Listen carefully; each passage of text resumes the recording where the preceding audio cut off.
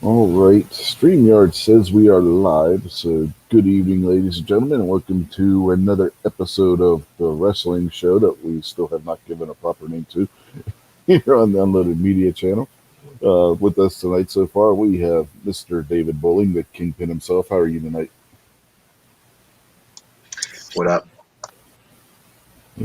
Not much, yeah. And then next we have Mr. Jason Stewart, who doesn't have a catchy screen name. So, how are you tonight, Jason? Just a second, I gotta fix my mute.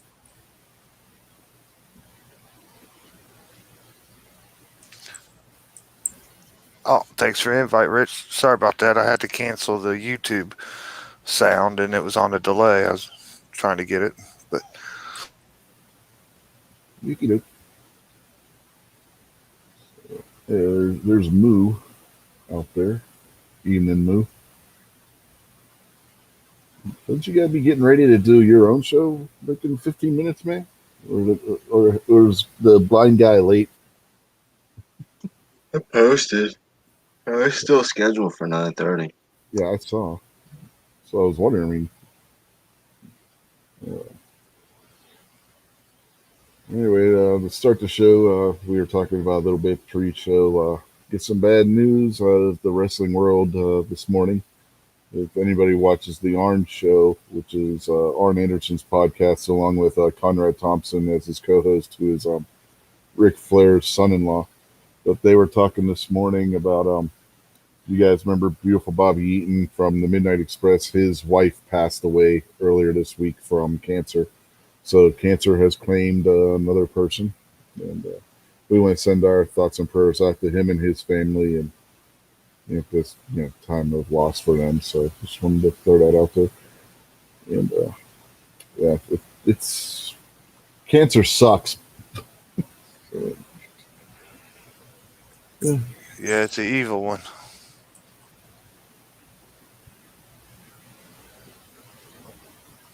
But yeah, Mention how old she was. God, they were in their early 60s if I remember right. So she may have been a little bit younger than him. I'm trying to remember. He said this morning, but that was on like 6:30 this morning. I don't remember exactly how old he said they were.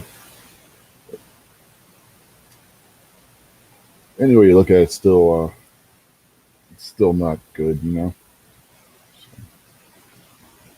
But it's not all bad news coming out of the world of professional wrestling.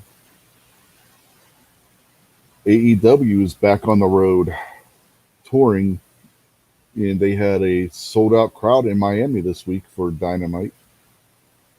And last night was the last episode of WWE's SmackDown that's on Friday nights on Fox Television Network.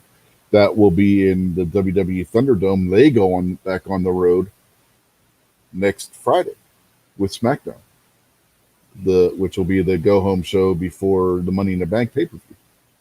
So things are starting to get back to normal for sure. If you got professional wrestling touring in the United States, things are going back to normal after all this COVID bullshit. So that's a good sign, right? And Jason, you gonna say something? Yeah, I think I heard just the other day that WWE was going to come to Columbus, do big shows like they do Raw or Monday Night or whatever they have here. A bigger show, though, you know what I mean, in a big building. Yeah. This week coming up, Dynamite's going to be in Dallas, so I mean, it's definitely getting back on the road. And we got New Japan's going to be doing a U.S. tour starting next month. So yeah, things are definitely getting back to normal. They're going to be they're going to be starting to record their studio show over here in the U.S. NJPW Strong with a crowd in attendance for their studio program. So that's good as well. Anytime when they're starting to let crowds back in, that's a good thing, right? So yeah, and here's the thing with professional wrestling. If you guys remember 21 years ago, What was the first organization to hold a live show after 9/11? It was the WWE. Wasn't even a week later, they were back on the air doing a live television show because Vince McMahon said that we can't let these terrorists win. We have to go out there and go back to our lives as normal. I think I remember that. So he didn't hesitate. A week later, Raw was back on the air.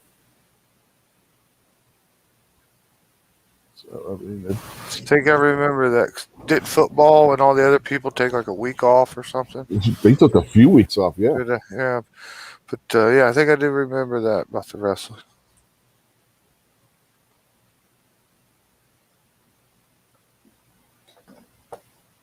That's what I was talking about a little bit on Rick's show earlier about how wrestling seems to be the bellwether about when things are going back to normal when it comes to these kind of things, you know?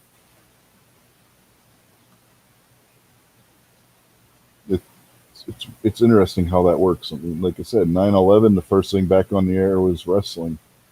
It's crazy, right? The first, I guess, sporting events to have full crowds in the U.S., even though like the NHL and the NBA had people in the audience, it wasn't a full crowd. That show on Wednesday, that arena was packed to the rafters with people in Miami for AEW Dynamite. That place was sold out, standing room only. That could be big for the economy, man. People want to get back out. Tired of being locked down and cabin fever, you know what I mean? Got a whole year's worth of cabin fever built up. Yeah. You know what else you didn't see? There wasn't a mask in the place. Nobody in that crowd was wearing a mask.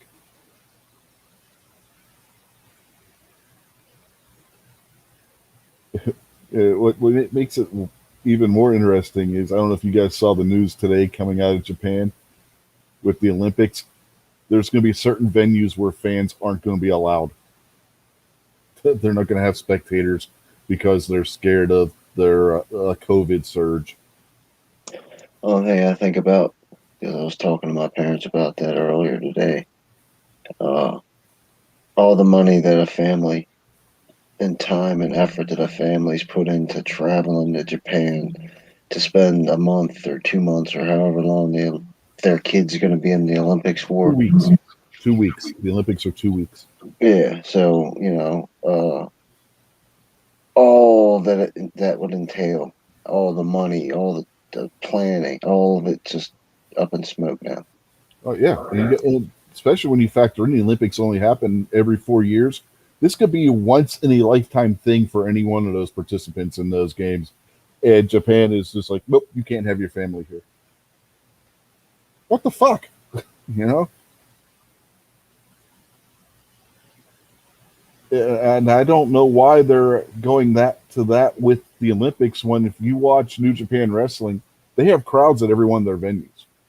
And those are indoor in smaller areas than what the Olympic venues are going to be. The whole world is watching the Olympics. That's why, because they consider that more of a wrestling's for you rubes that live down there. So who's paying attention to that? The important people are watching the Olympics and care about that. That's Okay. Their baseball season's underway right now too, and they got crowds there. It's no one outside of Japan cares about Japanese baseball. That's not true. Rich, come on now. No, I'm being honest, man. There is. Don't argue with me about the slight popularity that a few people in America have for Japanese baseball. I'm talking about nobody that knows anything about. You don't Japanese understand, man. They have betting odds in Vegas for Japanese baseball. It is you can bet biggest. You can bet on how many flies are going to land in somebody's drink in Vegas. Yeah, but it is the second biggest baseball league in the world, and it actually is starting to rival Major League Baseball here in the United States. And none of those gamblers care about baseball. They care about the bet. That's it. I'm talking about No normal people in America know anything about Japanese baseball except for they make a ton of noise in the stadium. Yeah, it's not the big money TV contract draw like the Olympics is. You know what I mean? It's an optics thing. That's all I'm saying. I'm not Mhm. saying that Japanese baseball isn't great. I'm not saying that those dudes aren't phenomenal at what they're doing. I'm just saying the optics of it. Yeah, I know. I know it's an optics thing. I'm saying it's the hypocrisy thing. They'll allow their wrestling and their baseball and whatever other sports they have over there to have these huge crowds, But but then that's what I when mean. it's That's the it's not. Olympics, they say no. It's more than the hypocrisy thing. It's the we're gonna pretend coronavirus for the whole world. It's more of this nonsense coronavirus. Get scared, we're the people that you can count on. This is a part of that nasty manipulation that they've been doing with this whole thing. Or they'd have, if they cared, they'd have all the baseball games turned off. And that's where it feeds into the hypocrisy. See, man, I just have to say, I believe Japanese baseball is all about the optics because they got them squinty little slanted eyes, so they can't see a curveball at all. Oh man, That was pretty funny. it's crazy what's going on. The sports over in Japan, man, that their sports scene has got to be the largest growing in the world. They even got college football and shit over there now. I'd love to go to like the the equivalent of the World Series Game 7 in Japan and be in that stadium. That would be a and nobody's drunk. Nobody's drunk because I don't think they can drink alcohol like that. None of them have got weapons, so all it's going to be is a giant party, But you're sober. No, they have beer and shit over in Japan if they serve at the stadiums. They do allow them to drink at the baseball games. Yeah, but they cut them off after a certain inning, like they Well, they do do here that now. here. It's like the Yeah, seventh inning here or something. yeah, yeah. But they do. They have beer and stuff at the concession stands and that over Oh, there. all right. I thought their baseball games were dry. No, yeah, they have they. If you look at their boards, they have that go around the field. You know what I mean? They have beer and sake and different other alcoholic beverages being advertised in the stadiums on the boards around the field. So. How do you say cold beer here in Japanese? I You don't have to speak ask Japanese. Seven Wonders. Next time you see Seven Wonders, ask him. Yeah, man, can you translate cold beer here? Or or ask Ghost. He may know too. He says Makojo says that public drinking is allowed. They have beer vending machines on the streets. Yeah, Okay, I've cool. heard that. Yeah, I've heard that one too. Damn. But you remember, this is Japan. They also have women's used underwear vending machines. I mean, they have a vending machine over there for anything you can think of, almost. Did you say used underwear?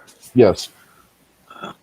Yeah, see, I knew Japanese people drank, but I thought they pretty much went to the nightclub and drank and went home, and that's it. Like they didn't party in the streets and party at the games, and I thought that was all like a dry type of society. Not that all of Japan didn't drink, just when they were at those type of events. I didn't know they drank beer, man. I thought they did like shots and liquors and wines and stuff like that. One of the most popular carbonated alcoholic beverages over there is Zima. Zima sponsors all kinds of shit over in Japan. Zima didn't taste bad. I think I had about half of one. Zima, you know what made Zima really good? You get a Zima and you add cherry Kool-Aid to that shit. That stuff was good if you added cherry Kool-Aid to it. It was almost like Sprite with some alcohol in it. Mm-hmm. Yeah, but if you haven't tried that, I don't know if where you can still buy Zima in this country. But if you can find it, add some cherry Kool-Aid to that shit and try it. It's really good. It really is. That's called a wine cooler, Rich. No, it's not a wine cooler. Zima's not wine. It's a clear beer. The 1980s is calling, Rich. They want their beverage back. Is it Bartles and James? Is that the ones that made the wine coolers? Yeah. Sun Country. Bartles and James, and we But thank you hey, for I your will support. say, if you're, you know, 12, 13, 14 years old and a 2 liter bottle of Sun Country and you drank it through a straw, you might get yourself there. You might be a little drunk. Another thing was good. You take Zima and you mix it with slow gin. The gin that's made with that berry. That stuff was good. That was good too. That gave it a real good flavor to it. Yeah, everyone made fun of Zima, but everyone tried it. Yeah. Yeah, yeah. There was this one pizza shop we went to. They would mix Zima with everything. Zima and Coke, Zima and Pepsi, Zima and Kool-Aid, Zima and Sloe Gin. I mean, they mix it with all kinds of shit. Mr. Stanley showed up. Hey, Buck. Hey, Buck. Yeah, I used to mop the floor of a little local, what we call a party store around here. Kind of like a little store, alcohol, chips, snacks, stuff like that. I used to mop the floor on one every weekend when I was a youngin, and might have company embezzled a few wine coolers here or there.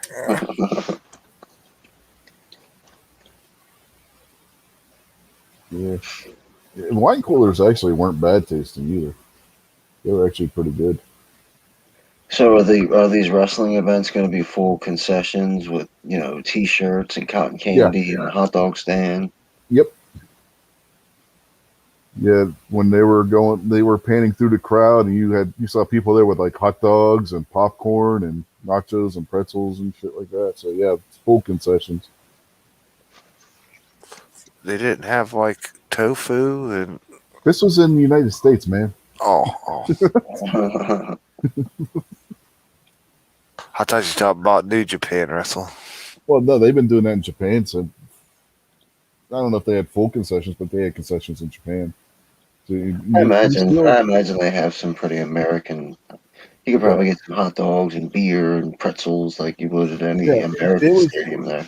Yeah, whenever they would show the crowd in Japan, it would be crazy because you see one guy would have a hot dog, and then the person next to him was eating sushi. It's like, Yeah. I'd love to go to a Japanese game. You'd pick me out in the crowd. I'd be like the dude with the mullet and the Def Leppard T-shirt. Me and the Japanese crowd, it'd be easy to pick out because I'd be a foot taller than everybody, if not a foot and a half taller. MKJO says has not been disapproved by the Maryland State Police email this morning. Yeah, so did I. I'd be the only guy in the crowd like heckling them. I'd be heckling them, hey, batter, swing and hollering and getting all crazy. I'd be like the only one there doing it, and the camera would zoom in on me, and I'd be like the typical trailer trash American. No. Have you ever seen a Japanese baseball game, dude? Dude, they go crazy.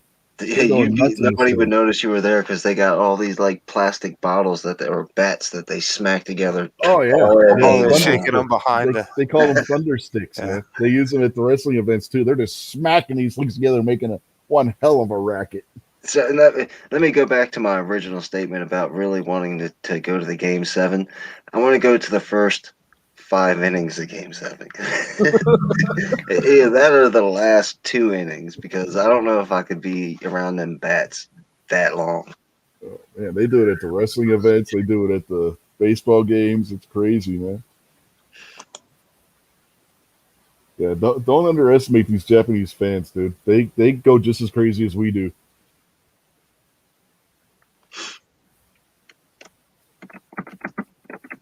Yeah, the whole stereotype of the Japanese being prim and proper and just sitting in their chairs that's gone out the window, dude. that's gone out the window. These younger generations over there in Japan are just as crazy as we are.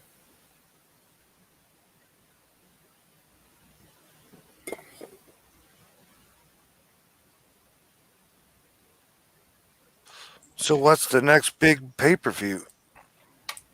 Money in the Bank next weekend. If you guys want to do a watch along, we can do a watch along with it. Is that Saturday?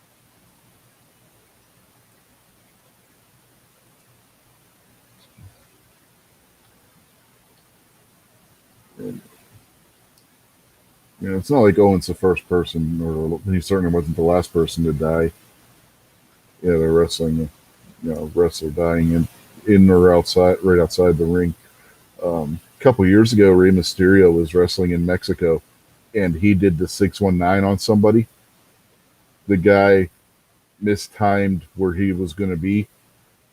Mysterio hit him in the temple and killed him instantly. Ruptured his temple, and he bled to death internally inside his skull.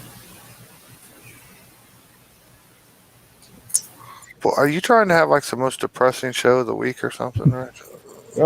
I don't even know how we got onto this point. By talking about how they're stuntmen and stuff. Yeah, I mean their job, and people say that wrestling's not real and all this other shit. But dude, these people get hurt for real, and sometimes they don't walk home again. You know what I mean? Yeah, it's pretty real when you fall like 50 feet. Yeah, right. Exactly. Or get kicked in the head, and just things happen. There was one guy. He was in his 60s wrestling. He had a heart attack and fell over dead in the ring. I think I was in Mexico too. They got these videos on YouTube. You guys probably seen a couple of them where normal people do this. Normal people experience this. And one of the things is the guy goes in and wrestles with somebody. He gets a scoop body slam. And what it's really like in a real ring to get really slammed by a real wrestler. And man, it jacked him all up. It's just like a regular everyday person, not like a pipsqueak or a big fat guy or a muscle bound guy, just like a normal everyday Joe. And then one of the other videos, he gets that, how they do the chop and it slap you in the chest. This one guy, probably, I'd say an average size wrestler, not one of the big guys and not one of the real small guys, like a normal size wrestler, and probably a nobody because I'd never heard of him. I think he's just like one of the trainer guys that hangs around the ring. And he chopped this dude in the chest, and I thought the guy was going to die when he hit him. And the dude was like, "Look, I'm only going to hit you about maybe a little less than half what I would do like a regular wrestler." And he was like, "All right, man, I'm ready for it." And when he popped him, yeah, I thought his hand came through his spine.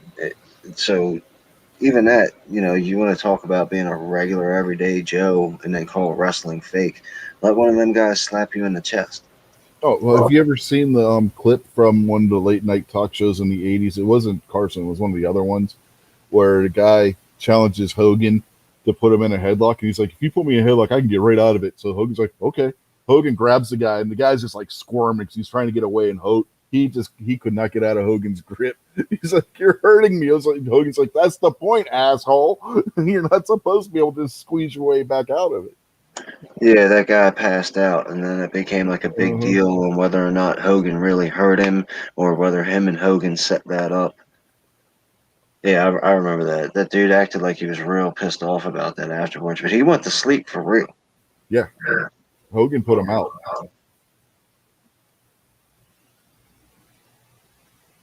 Yeah, that wasn't one of those situations where Jerry Lawler and what's his face? Damn it was the comedian. Andy Kaufman. Yeah, Andy Kaufman, where they rigged that on Letterman without telling Letterman, and Letterman thought it was real. It wasn't that situation. Hogan legit choked the guy out.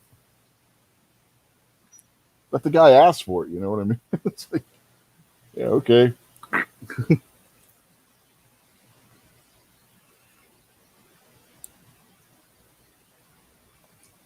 Well, if that's the thing Hulk Hogan could do is choke you out, I guess you're probably all right.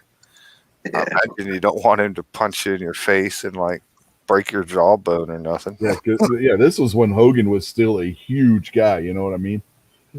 The last thing you wanted was him picking you up and throwing you around or hitting you or something. Yeah, a little nap's better than like a fractured eye socket for the rest of your lifetime or something. Yeah, that guy got off lucky, unlike John Stossel, who pissed off the wrong guy.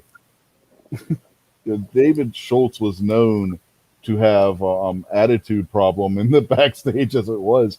And that's the guy that John Stossel decided he was going to piss off, and we all seen what happened there. There's Richard Belzer. There's the link right there. Yeah, that's who it was. But, yeah, John Stossel asked for that too from Dr. D. David Schultz. That was the one guy you did not want to walk up to in the back and piss off, and that's the guy that Stossel decided, hey, you know what? I'm going to challenge this guy. You know, I tell you, the one thing that showed though is Stossel had one hell of a set of cojones on him. Jesus Christ! I mean, Stossel's not a big guy. He never was, and he's not now either. Blind stupidity. Yeah, he didn't. That's where, you know, you guys like to talk about consequences for your speech. Well, there's your perfect example of Oh why yeah, we don't live that way. John Stossel thought that he could say anything to anybody because he's a reporter and he's here talking, telling the story. I just asked him a question and has no regard for respect. And Schultz was like, "Yeah, I'm at work here, and you're gonna come kick me in the balls like that? No, I'm yeah, gonna." yeah. I mean, the only person worse than David Schultz that he could have done that to would have probably been Bruiser Brody, because Brody probably would have killed him. That's perfectly honest. Bruiser Brody, man, that guy. You're talking about somebody who had an attitude problem in the back. Brody was not the guy. Brody scared the other wrestlers at times. You know, that was a guy you did not want to fuck with. Unless you got a knife. Yeah, and you're behind him.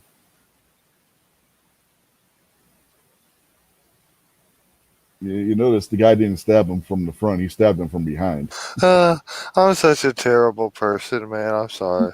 Damn. Well, no, you're not wrong. The one guy that decided that he was going to fuck with Brody did it from behind and with a knife. I think enough times passed where you can go ahead and get away with those kind of comments now. Yeah. Don't bring your fist to a knife fight. Yeah, if you're important, that's what I learned there. If you're going to get a shower at a wrestling venue, wear body armor. He got him when Brody was in the shower when the guy came up behind him and stabbed him in the shower, and got away with it. Well, I mean, there's a lot more political stuff behind it than that. I mean, not just like regular everyday politics, but there's prison politics involved in that. If that's what happened. Well, that's exactly what happened. Everybody knows the guy did it, and the authorities did nothing. They just let him go. Yeah, that's what I'm saying. And if that guy was anybody, it's not likely that he went into jail as a loner and just stuck to himself in the little corner somewhere. So he was probably in the mix. If he was in the shower unattended and somebody came in and started poking him, yeah, that was planned and okayed by everybody. Oh no, people were saying, no, this guy did it. This guy did it. They were telling the police to arrest this guy. They didn't arrest him. It's a totally different situation than that. You had the what amounts to the foreign guy get stabbed to death by a wrestler who was extremely popular over in Puerto Rico, and even though Puerto Rico is technically part of the United States, you know, they don't. It's a whole different mindset. They're just a territory. Yeah.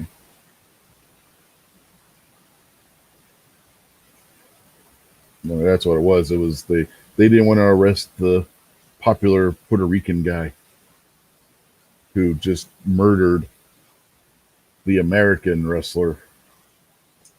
Alleged. Uh-huh. Is this in an American prison? No, this was in right. this This was was in the at arena. this was a wrestling match. Yeah, this was in the arena after their match. The guy. Oh, I thought you were talking about this. I thought you were talking about a guy who was in the shower in prison and got No, shanked up. No, he got Oh. shanked in the shower of the arena at the arena. Oh, okay. Well, I was sitting there trying to figure out. I was like, how does this guy not have a lookout when you're in the shower? It doesn't make any sense. How do you let, and especially if the guy who poked him up was a nobody, not even affiliated. So the whole prison thing was mixing me up, man. Okay, so it happened at work. Yeah. Yeah, I think the two got into it back there, and one dude pulled out a knife and, you know, Stabby McStabbeth them, you know. Yeah, he And was then offended. they couldn't get like they don't have like 911 like here and stuff. They couldn't get the paramedics to him in time. Yeah, Couldn't yeah, put Humpty Dumpty back together again, huh? yeah. Basically, the guy was pissed off because Brody always wrestled where he was stiff. He was known to be a stiff wrestler, and the guy took offense to that, got a knife, and well, we know what happened after that. But yeah, Brody was absolutely no doubt about it murdered by this guy. Wow. That's workplace violence, man. What are you gonna do?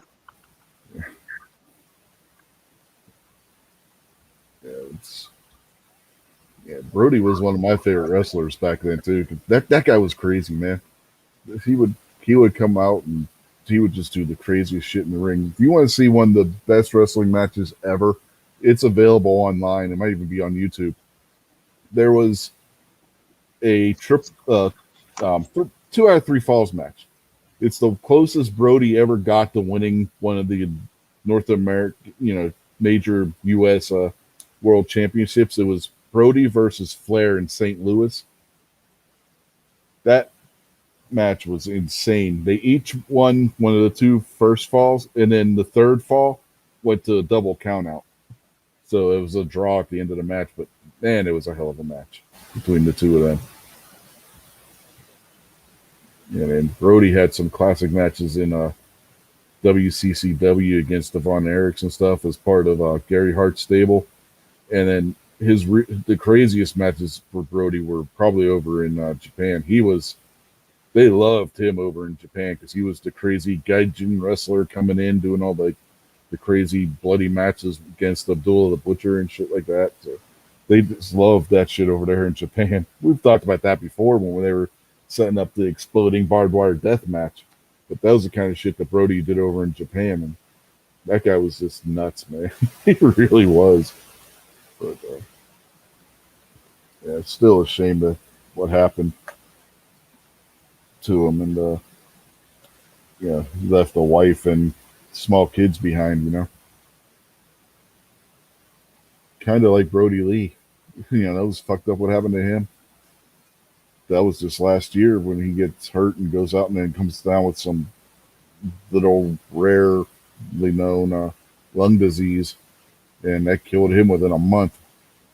And he left behind a wife and small kids too. And the worst part is the reason why he was Brody Lee. It was a tribute to Bruiser Brody, and he looked like him. In the flip side of that, I left a wife and small kids before they killed me. It's not the same kind of leaving behind, Jason. Yours was by choice, man. MKJL threw out Ric Flair versus Brody in Japan. That was another good one. But the triple, I keep on saying triple threat. That's because all these damn promotions keep doing these damn triple threat matches. I got triple threat on my brain every time I see the number 3 having to do with wrestling. But that 2 out of 3 falls match, that was a really good match. If you haven't seen that one, this is just like a downer night, man. What the hell? Talking about people getting shanked in the shower and wrestling arenas in Puerto Rico, people dying all over the place tonight. Somebody come up with something better, more upbeat to talk about. God damn.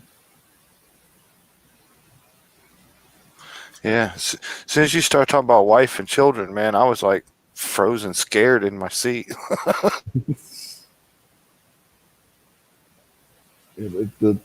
Other than the fact that one was murdered and one just died of a disease, the parallels between the two are crazy.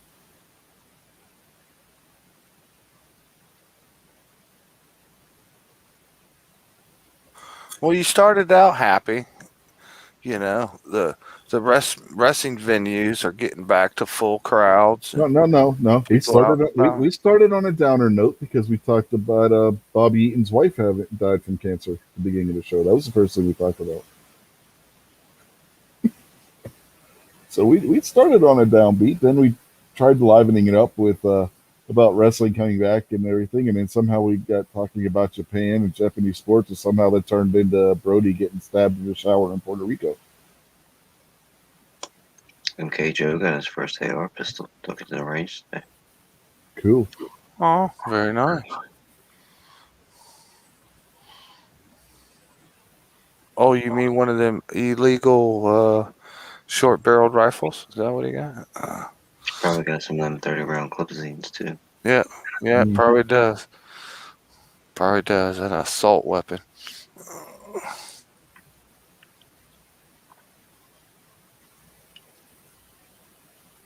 Yep. Now, what's the deal? You can make a pistol AR into a rifle, but you can't make a rifle into a pistol. Yep. Yeah. Mm-hmm. You Yeah, know, in man. this world, that doesn't make sense. They all supporting like transgenders and stuff, but they don't support my rifle transitioning into what it truly feels it wants to be. No, That's fucking racist, man. no, they don't recognize rifles that identify as pistols. That's rifle phobic, man. Yep. Yep. Yep. But they identify pistols that identify as rifles. So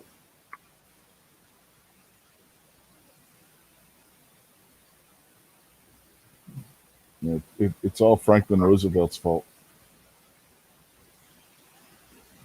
Oh, that's good. That's good. It's his fault. I thought you was gonna blame Trump there for a minute. No, no, that's FDR. FDR's at fault for that one. Him and that pesky NFA. You know, I just watched the Terminator last week, man, for something to do. Now I'm thinking, like, why don't we learn something from that?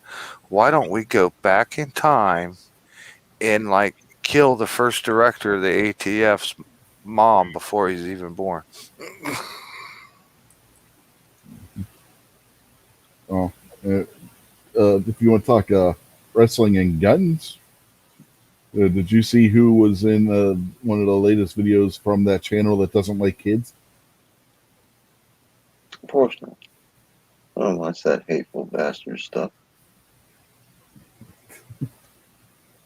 Okay, tell us the connection between wrestling and guns. Goldberg. Goldberg was in one of his videos. He picked him up and threw him in his swimming pool. Who? Demo Ranch. He Oh, picked him up and body slammed him into a swimming pool.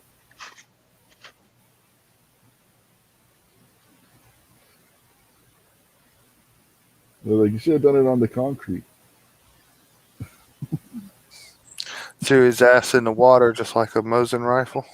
Yeah, just picked him up and just heaves him into the pool. It was all part of the thing. He said something to Goldberg about wrestling. Goldberg picks him up and throws him into the pool. I only watched the very beginning of it. Just, you know, somebody said something about it, so I went and caught the very beginning of it. So. Couldn't have happened to a nicer guy. Again, it would have been better if the pool was empty, maybe, but you know.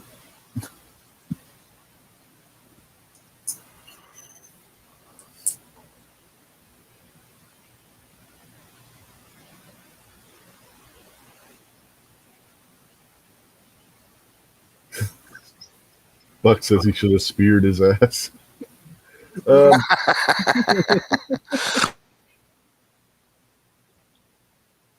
I don't know if Goldberg swings that way, Buck.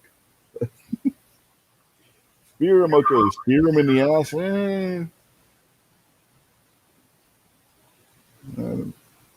That might have been too extreme, a little on the extreme side.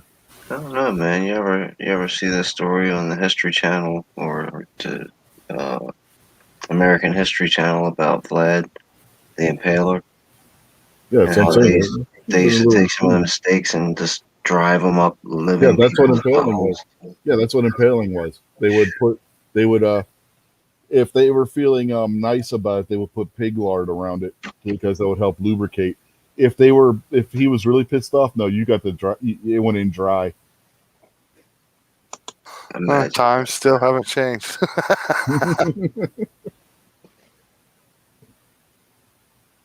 These things were like 6 inches across too. It wasn't like little posts. They were putting like flagpole size stakes up your. Oh man, Living. Isn't there a certain name for those? What yeah, are those called? impaling. They were just No, impaling you. the spike itself. There's a name for it, isn't there? I don't. They just called them a impaling pole. I don't know if there was any specific name for them.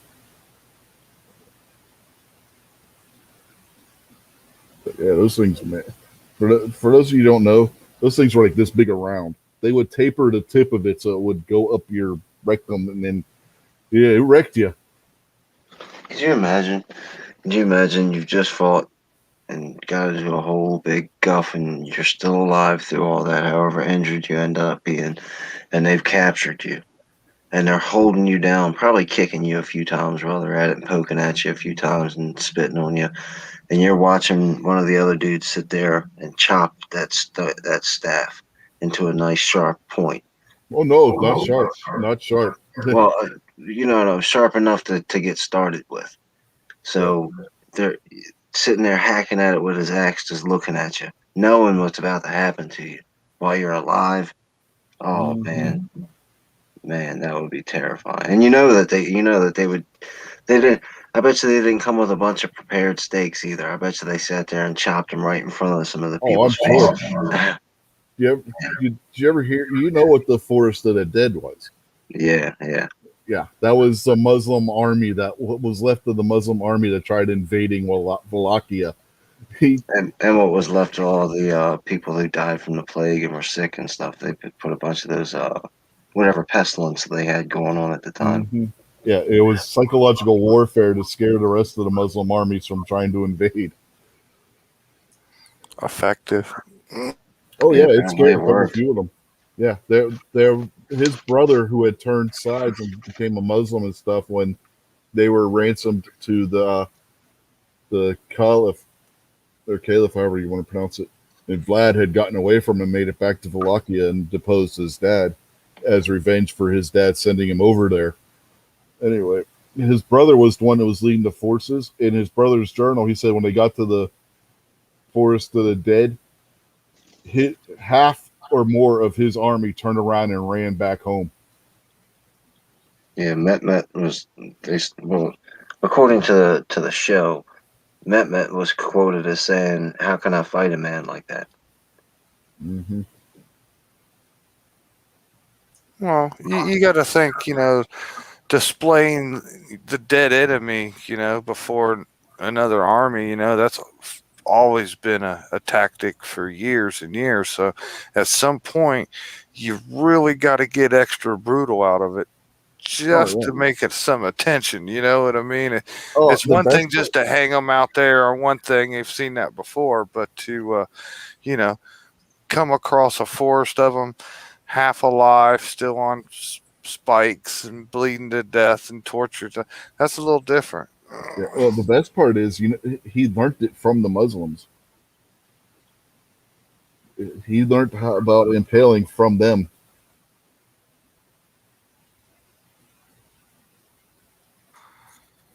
You could also build the road path out of skulls too. That kind of maybe would have caught some attention. Mhm. Well, the when the Muslim ambassador came to see him to try and put an end to all this, he refused to take his hat off and recognize Vlad as an equal. So Vlad had the guy's hat nailed to his head.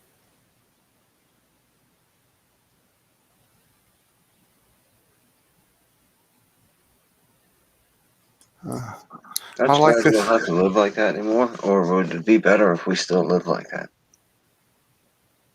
I don't know, man. I kind of like the Vlad guy more and more every time I hear something. Oh yeah, I mean, but they talk about as the people there see this guy as like a hero and Oh yeah, he's a a national hero. major contributor to their cultural society, where us Americans and I guess Western culture have turned him into the Bram Stoker's Dracula and marketed him differently. Well, that's exactly where Bram Stoker got the idea for Dracula from. Mm, Oh yeah, man. Like it doesn't matter what country you're defending or who it is, man. You're facing foreign invaders. You know what I mean? It's let's get it on. You know what I mean? If you can keep foreign invaders out of your country, you're going to be the hero. Yeah, yeah, but Vlad. it's the people that were supposed to be on his side all bailed out on him and screwed him over at the end anyway. Oh yeah, well they screwed him over from the beginning. They were Well, yeah, constantly screwing him true, over. right? Yeah, they just left him by himself. Yeah, And then when he stood up and defended his nation, they backed him out. They ran him out of office, basically. yeah. This guy single-handedly stopped the invasion of Europe by the Islamic countries. That's why they only got as far as Turkey. Why they never progressed any farther into Europe was Vlad. His little country was right in the main passageway between Turkey and the rest of Europe, and he held them and kept them from coming. His one little army of maybe 10,000 guys against the entirety of the Islamic Empire. It's insane if you think about it. But he did it with psychological warfare.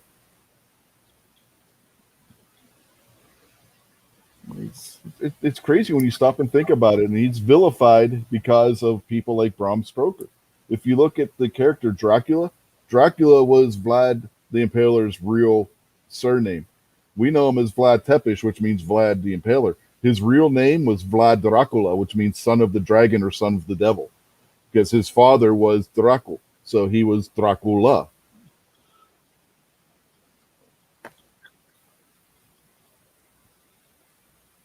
And that's where Bram Stoker got the name for the vampire character, and a lot of the backstory for the vampire was from him.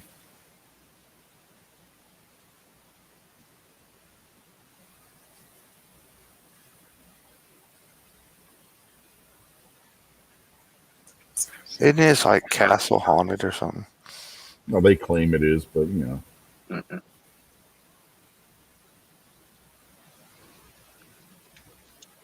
Or does he still live there in a no, coffin? no. I think he died at the end of the book. They cut his head off and he turned to a pile of dust. Yeah, but he really, really isn't dead because you have to kill the head vampire before all the vampires can really fully die. Well, And we all know Marge Simpson is the head vampire. only on the Simpsons. No. The head vampire, according to the Grim Adventures of Billy and Mandy, is Mrs. Claus, Santa's wife. I think Christmas is an abomination, so you can put her on my list. I'll put that work in.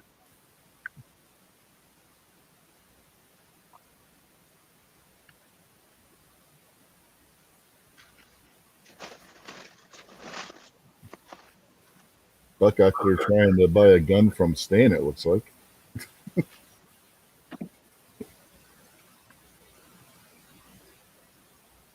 Oh yeah, a little lever action. Sarge C4 Defense had a video today. A little lever action love. Yeah. You think Buck was watching Sarge's video? But, tell you what, man, I would love to have one of those Henry X's. Those things are so nice.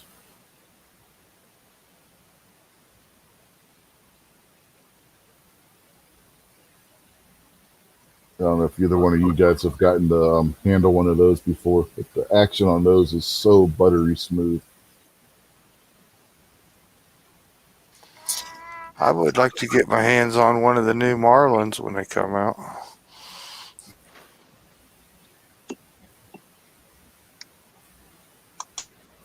Yeah.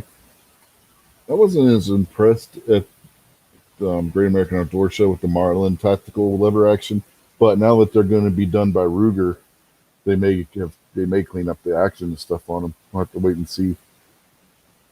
But the Henry definitely the ones they had last year at the Great American Outdoor Show. The Henry was definitely better than the Marlin one.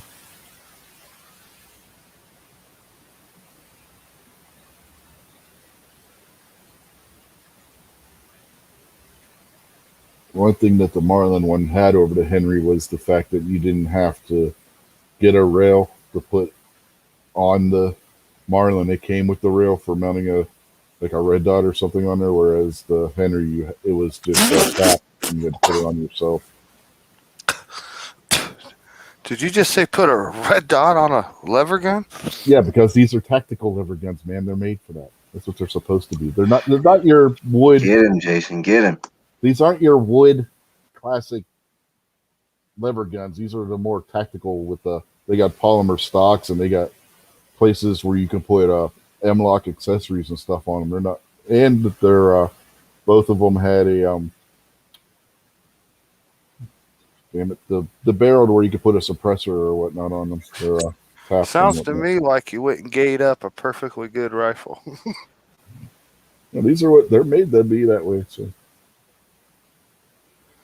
that's what they were. That's what the Henry Model X is. It's a tactical lever action. It's true. They're not as bad. They're not as bad as the Mossberg tactical lever axes. Have you seen those things? Those are abominations. Okay, now I finally have come to grips. It's true. This is Revelations. The end of days is on its way, man. They done went and tacticalized a lever gun. Oh my God. Mossberg We're all went going to so burn in far. hell. We are doomed. We are doomed. Mossberg did it worse. Mossberg went as far as to put an adjustable AR-15 style stock on them. Yeah, I was getting ready to say they're coming out with the 30-round magazine next. I think I'll put an ACOG on my flintlock. See how that works out. Yeah. That might actually work pretty good on a Kentucky rifle. I'll be back in a second. We've lost all our values. All our time-honored traditions have been thrown out the window, man. Hey, oh my God. I've fired multiple lever action 30-30s that had scopes on them, so I have no problem putting an optic on a rifle, any rifle. I don't care what kind of rifle it is. I'm just starting to warm up to putting a scope on like a 336 or something, man.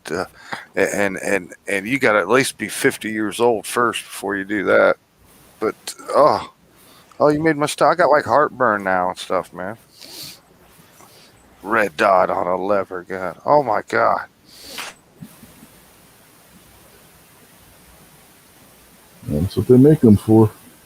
Honest to God. They had Marlin booth at the Great American Outdoor Show. They had them with red dots on them. The Marlin lever gun in 357. They had Trijicon. Rails. Yep. Suppressors. Yep. Optics. Yep. Electronic optics. Yep. It's you're overwhelming me, man. It's too much, man. Take it easy on me. You know. At least make it a fair fight, man. Take one of them back. Take one back, man. Come on.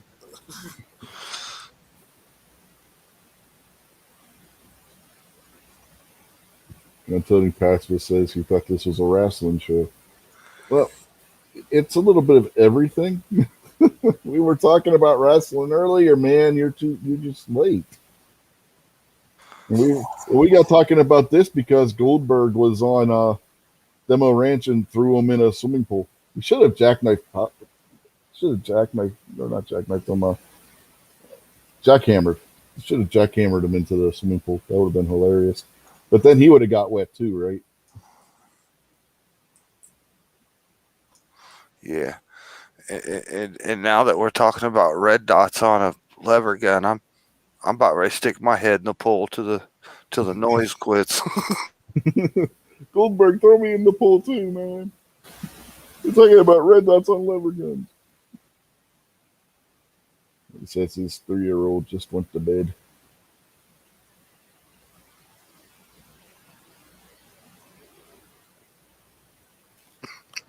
I just picture if I had a red dot, I'd take like one shot, and it'd be like the ghost of John Wayne standing there next to me, like Obi-Wan would always come back to tell Luke, like Well, obviously, you haven't seen the old Western rifles where they actually did have those really long scopes on, like the old Marlin lever guns, because Marlin had the side barrel.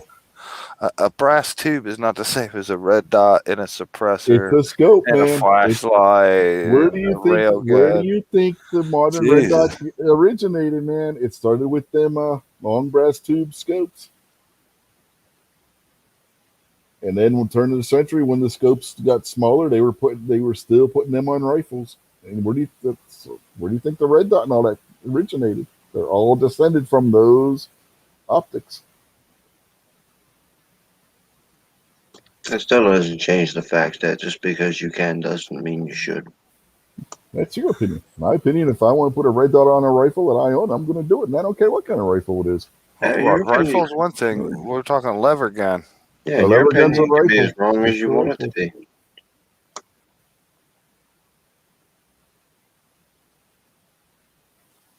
Yeah, he says there's still people in his area setting off fireworks. They still setting off fireworks in your areas? Nobody's doing it here anymore. Um, it's been pretty quiet tonight, but they still had some around here a few days after the 4th. They still had some. It pretty much the fourth, and that was it. It pretty much died after that. But then you didn't have the shops selling them anymore either. All the tents and stuff, they all closed down the day after. And Walmart stopped selling them. My son said after, because he works in claims and everything, right after they, you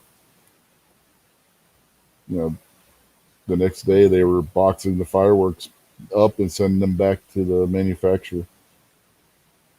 It was Walmart's policy this year. No, usually they would mark them down and sell them after. They weren't doing that this year. Corporate policy, they had to send them back. Whatever ones they didn't sell.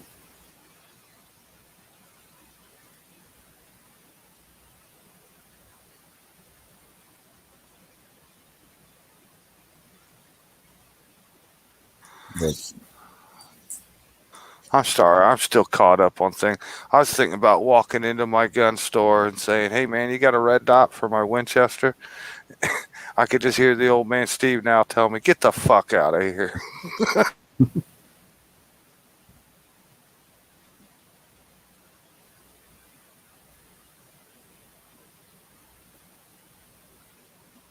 here they go with the asbestos commercials again. I guess the ones trying to get you to cry about elephants aren't good enough anymore. None of got the asbestos and mesothelioma shit again. Get tired of those damn commercials.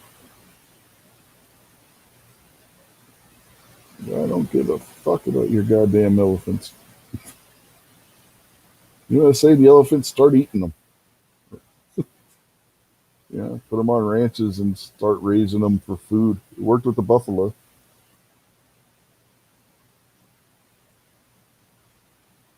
Remember, they told us forever that polar bears were the last polar bear somebody saw floating out into the ocean and never to be seen again. There's more polar bears, and there's so many polar bears now that they've considered open recreational hunting again. Yeah, there's so many polar bears that the polar bears are moving south into Alaska and mating with the grizzlies. Across that ice shelf that was supposed to have melted away, that Uh-huh. actually grew. Yeah. Yeah, you got all the alarmists saying the polar ice cap is melting, and then you got the Army Corps of Engineers like, no, not so much. It's actually getting thicker. I like it when they say, "Don't you believe in the science?" and then you ask them about the ice age. And I only bait certain people. Most people, I won't bait you. I'll just come right out and tell you, like, be straight with you, because I don't like baiting people. But when somebody's really stupid, it's fun. You ask them, "Do you believe in the ice age?" and they're like, "Yeah." And you say, "Okay, you believe there was roughly 13 miles of ice high over 3/4 of the planet, right?" Yeah. I said, "Well, how long do you think it takes that for ice to melt?" Shut up. I mean, if you had a 13 trillion mile long or whatever, I don't know how big the planet is, 30,000 miles or whatever. How long is that supposed to take to melt? And according to their math, it was what 60,000 years ago or something like that. Yeah, they just, I don't know how to. What was I going to say? The ice age. We're still emerging from an ice age, but they'll deny it until they're blue in the face. Well, that's what I mean. How long? Yeah. How long are we going to wait for the ice age ice to melt before we're back to where we're supposed to be? Mm-hmm. I remember you guys were all roughly my age, so you remember when we were in elementary school and middle school, they thought we were going to go through another ice age again. Well, that was in the '70s, man. That Yeah, was yeah. yeah. Yeah. Ice Age coming. Yeah, I mean, the ice was so bad when in the late '70s we were using the roads as sliding boards because they were nothing but sheets of ice. And the world's going into an ice age. The world's going into an ice age, and then get to the late '80s. It's global warming because the ice isn't happening every year. It's like, oh my god!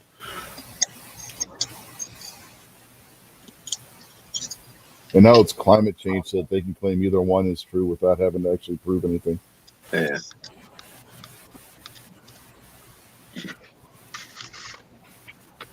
I love when they talk about like the ocean levels are going to rise. They always do, always have. I'm more concerned when the ocean levels are dropping. You call me then. Yeah, if the ocean levels are dropping, it's because of one of two things. One, the Earth is rapidly heating to the point where water's evaporating extremely quickly, or the Earth is cooling really quickly, and the ice caps at both poles are starting to enlarge at Yeah, an unbelievably quick rate. we got a leak somewhere, man. It's leaking out. We got to find it. Well, Obama said this was the moment that the oceans began to slow the rise. And then, a couple of weeks ago, he bought a $14 million estate on the ocean. Yeah, okay. Remember Al Gore?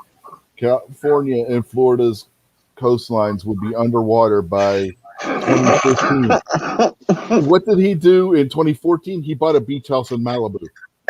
Remember those maps, those computer drawings that, and they would show like the normal, like what you picture in your mind when you think of like the map of America, and then they'd show like 3/4 of the fucking country covered in water in like a second. Mm-hmm. It's almost too bad he was wrong. Really?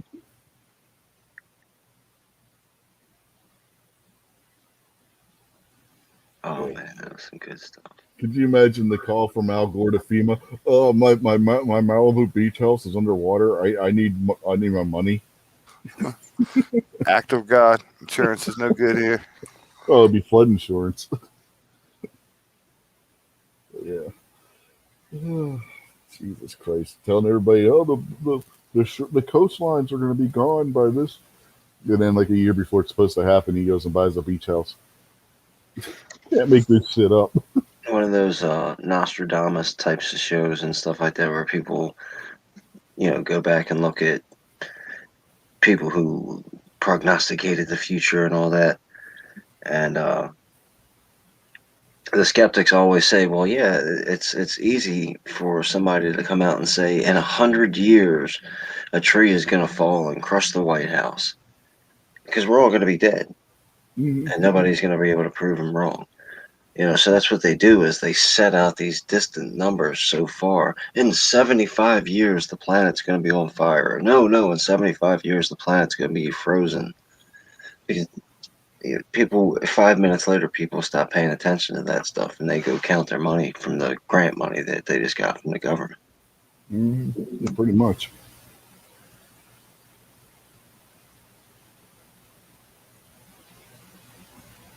And it's like the people that say that, well, Nostradamus predicted Hitler.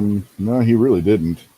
If you look at the only thing that he got anywhere near close was a name, Hister. which people say, oh, he meant Hitler. But then if you look at the rest of what was supposed to be his prophecy about Hitler, none of it lines up.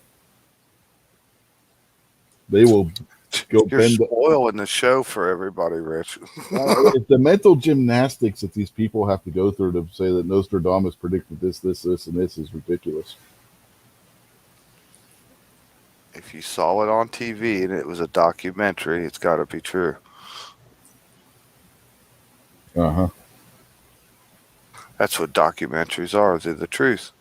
Not necessarily, because remember the Discovery Channel during Shark Week had a documentary saying that the megalodon was real and was going to eat everybody in South Africa. It turns out that wasn't so true.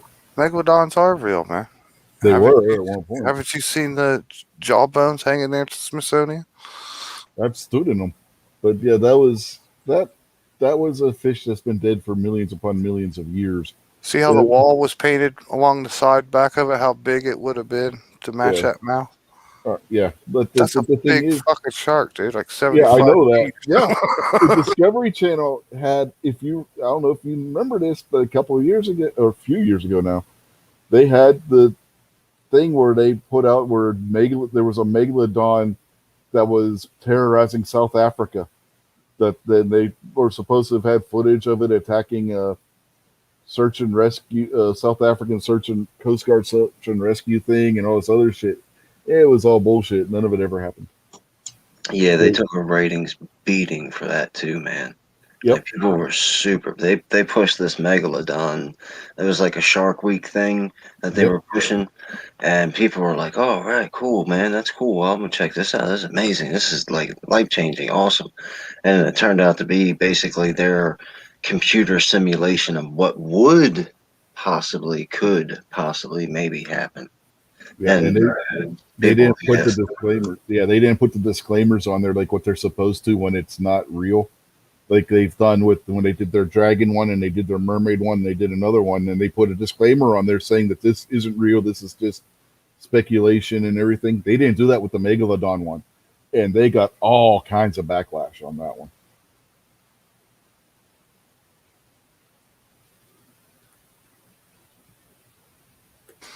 So documentaries aren't necessarily true then, right?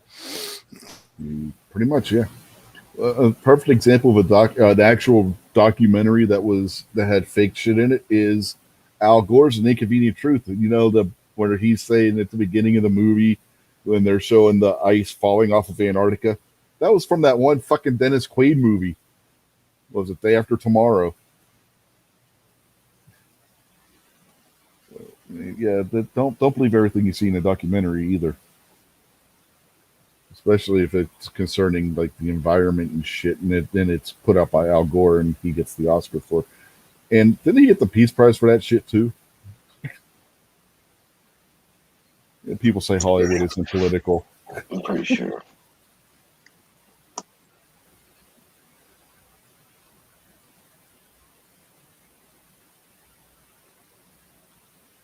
They're still out there talking about guns and stuff.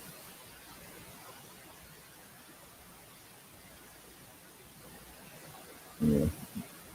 Gonna tell you, Pastor said Obama, aka the deer leader, bought a $13.6 million estate on Martha's Vineyard after preaching ocean levels rising. Yeah, him, Gore, they've all done it. They have all done it. All the main ones you look at, they all have a beach house somewhere. Meanwhile, they talk about ocean levels rising and shit. Either they're full of shit or they're trying to cash in on FEMA flood insurance. Take your pick. I heard something once about, Al Gore, Mr. Greenpeace or whatever, you know what I mean? Save the planet, save the environment. And I guess like his house is so big and uses so much electricity or something that they had to like rebuild the power for the town or whatever because Al Gore was taking it all and shit. That was the house in that he had in Tennessee. That him and what was his wife's nickname? Tipper. The house that they had used more power than a New York City block. What the fuck was he doing in the basement of that house? growing weed or something. Is he trying to recreate Dr. Frankenstein's experiment? What the fuck? Why is he using that much electricity? Enriching uranium. And then Hillary sold it all to Russia. And they made a bunch of money. I like when they people have the discussion about. Hold on, I'll be right back.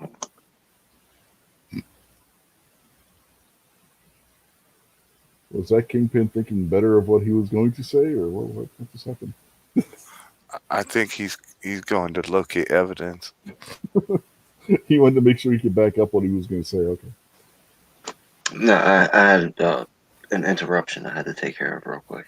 Okay. But I like it when people get into the conversation like Bernie Sanders flies around talking about the environment on a private jet and uses up more carbon than 100 people do in one day and then 100 people do in a year.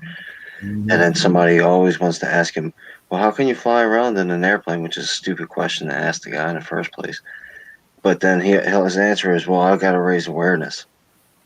I got to raise awareness, and I'm a proponent of, or I'm an advocate for a carbon tax. Mm-hmm. Yeah, the biggest proponent of the carbon taxes is Al Gore. And if you ever look into the companies that sell the carbon taxes, Al Gore is either the primary or a major stockholder in every single one of those companies. Al Gore stands to make billions of dollars if those carbon tax laws ever get passed.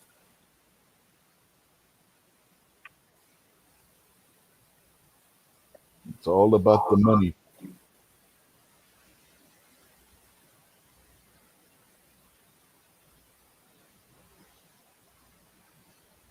Yeah, and not just Al Gore. It's all friends of Al Gore stand to make money. Yeah, he stands to make the most. I mean, good lord. I'm trying to remember who it was. I think it was Breitbart, or before he died. I'm talking Andrew Breitbart, because this had been going on for years. But he calculated Al Gore stands to make somewhere around $100 billion if these carbon tax laws that force people to pay for their carbon footprints ever get passed. Yeah, and you said Andrew Breitbart wrote that? Yeah. Like himself? Yeah. So $100 billion, that's 200 billion now. Yeah. Breitbart's been dead for over 10 years, right? Something like that, yeah. That's what I'm saying. I mean, that was back then, yeah. Yeah, that's $200 billion now. Yeah. Al Gore stands to possibly become the richest man on the planet if these laws go into effect. And people wonder what, Al Gore, he believes? Yeah, he believes in making the money off of it. It's what he believes in.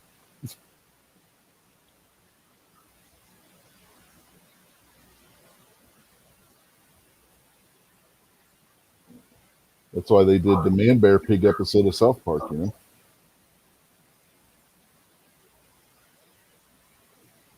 That was a direct shot at Al Gore and the shit he believes. Or claims he believes, anyway.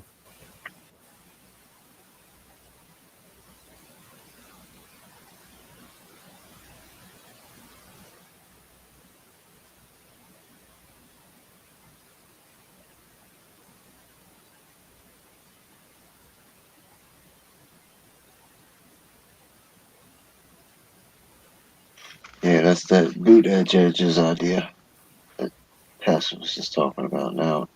Yeah. Yeah, put a tracker on people's cars.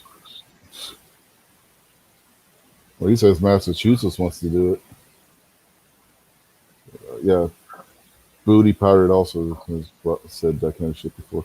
You know, the guy that pretends he rides his bike into work by having people drive him a block away, hide behind the bush, parking behind the bushes so nobody can see him, and then pulls his bike out of the back of the SUV and rides it the rest of the way to his office. You know, that guy. You guys have seen that story on that one, right? Yeah. What the hell's he trying to kid? Good lord. Okay, but the best part is he thought he was going to get away with that shit. The Like best part nobody is was he going to did. see it. Yeah, he did get away. Oh, he got caught. Oh yeah, and a couple of us, made fun of him for a day, and then he went on back to his life, charging you for every mile you drive. Mhm.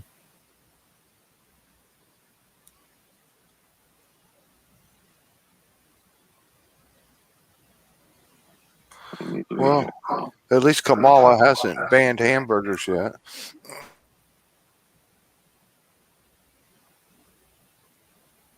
Well, she is a Hindu. Give it time. Well, it's only when it's convenient. Well, no, she worships them. Yeah, when it's convenient. You know, if it's convenient to be anti-Hindu, then she'll do that real quick too. Yeah, I heard her say she enjoyed a burger now and then, Yeah, but she wanted to take burgers off our national menu and stuff. yeah, but she also listened to Snoop and Tupac in college. In Yeah, the 80s. yeah. While she was smoking weed that she threw to other people in prison for.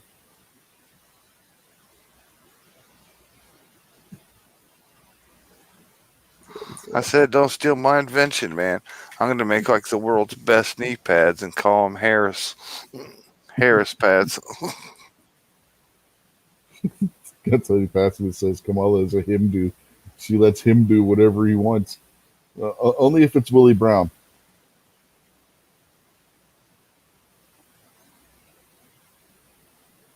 Hey, I'll give her credit where credit's due, man. Uh, uh, Whatever, she's made it to a pretty high level for being a woman.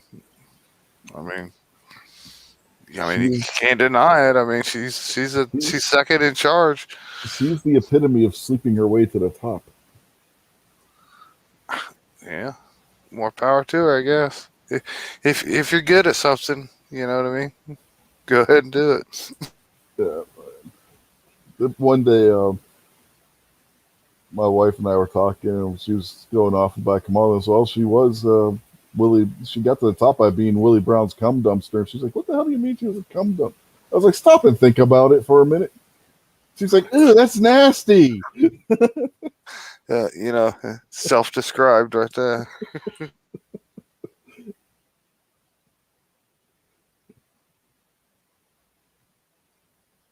Considering Willie Brown was one of the most immoral people on the planet, you're not wrong, Gun Tony Passage.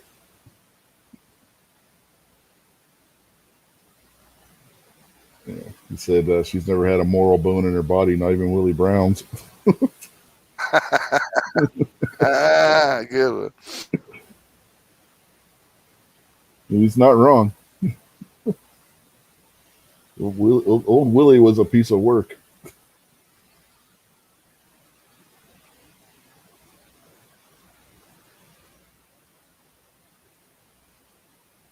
And you like to work up a sweat with Kamala.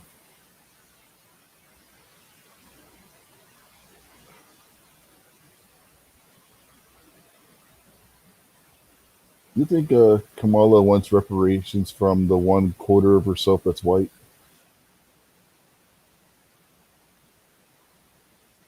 I'd be more interested if she was interested in the reparations from that percent of her family that was slave owners. Well, same thing Less according than to her. 100 years ago. Yeah, that's the same thing according to her. So, Well, no, she doesn't think all that white people were slave owners. But she does think all white people are complicit in slavery. well, she said that all white people owe reparations. So she has come out Yeah. and said that part. So She can charge that nasty little hairy armpit daughter first, and then go get Don Lemon's husband, her own. Lori Lightfoot's wife, her own. White supremacists must be rocking in the bed because all these Yeah, liberals right. got one. For being the most evil people in the world,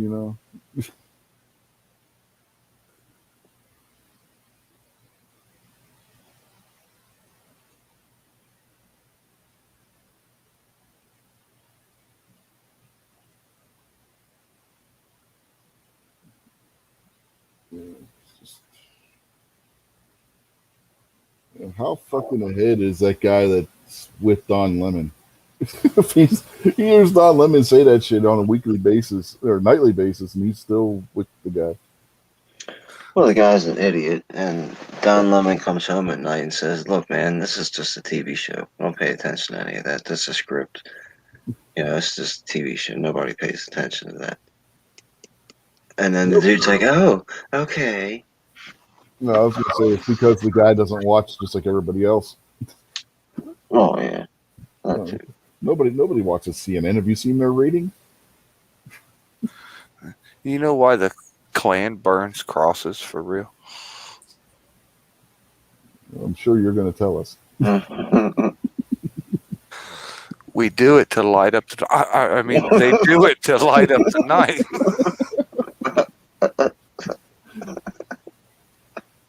That's funny. That way we can gaze upon a beautiful white baby. Hey, you know who the whitest person to ever live was?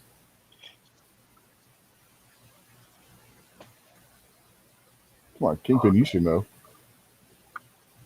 My homeboy Dustin. Powder? No, come on, guys. Sammy Davis Jr. No, think of the Middle East, Kingpin. Are you talking about child raping Muhammad? Yeah. I mean, just look at the Quran, man. They tell you all about how white his knees were, and how white his legs were, and how white his armpits were. It's like they describe every single body part of the guy as being the whitest thing ever. Right. Lawrence of Arabia, maybe. Of course, it also says that he was trading black slaves and stuff. Which they still do over there, I might add. Yeah. Which they did. That's what's so stupid about everything is the slave trade's been going on forever, and everybody's benefited from it because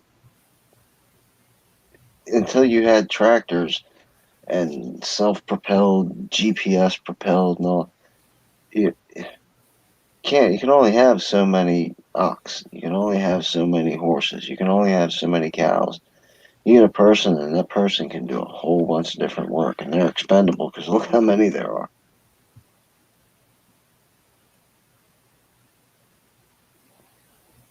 Economically, especially in the dawn of man, economically, slavery makes a lot of sense.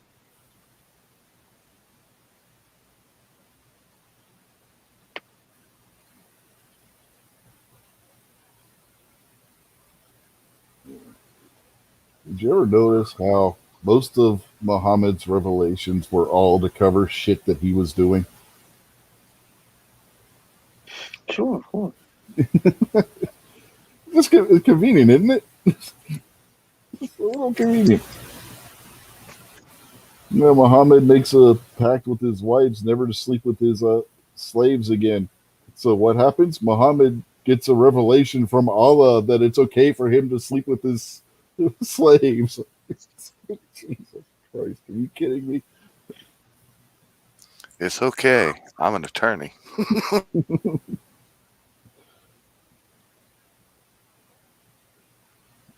Muhammad also liked to suck on the tongues of little boys.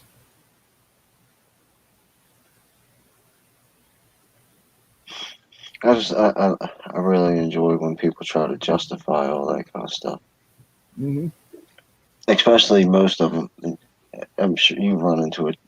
99% of the people who try to justify it have no idea what they're talking about. Oh yeah, they'll say the Bible says this. It's like, guy, that has already been debunked multiple times. If you've not been paying attention, or another one is if a word even sounds remotely like Muhammad, no matter what the actual meaning of the word is in Hebrew, in the Hebrew Bible before it gets translated, they'll say that means it's Muhammad. But so, and there are logic in Song of Solomon when Solomon's wife is describing him or Solomon is describing his wife. It basically comes out to my beloved is altogether Muhammad. Meanwhile, what they're saying is my beloved is altogether lovely. Because the word for lovely in Hebrew sounds to them like Muhammad, it is altogether Muhammad. Well, if that's the case, that means Muhammad is one hell of a necrophiliac because Solomon's wife would have been dead what roughly 1,500 years before Muhammad was ever born, and Yeah. that's being conservative.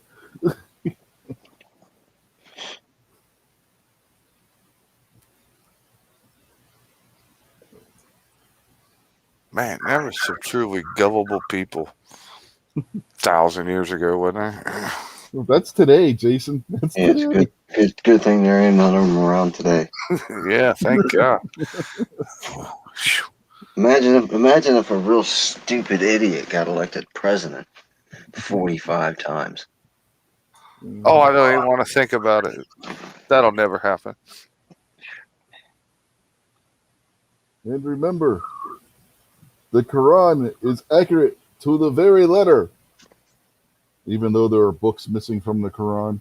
And the Quran has been changed multiple different times over the years, verifiably by conferences that the Muslim scholars acknowledge happened, but the Quran has never been changed one letter.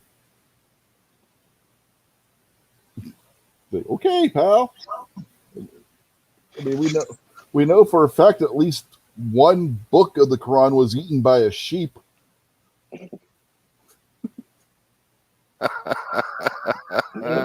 What is this? Yes, your goddamn sheep's got to go. Fucker went and ate up the family Bible. God damn it. Yeah, the story goes that Aisha, Muhammad's child bride, had a book of the Quran that hadn't been placed into the Quran yet.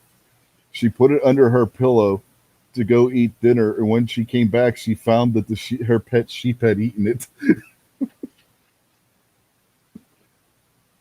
which was convenient because this is also the book that, according to the Hadiths, described how Muhammad said that to keep your husband from wanting to have sex with another woman, have him breastfeed off of her.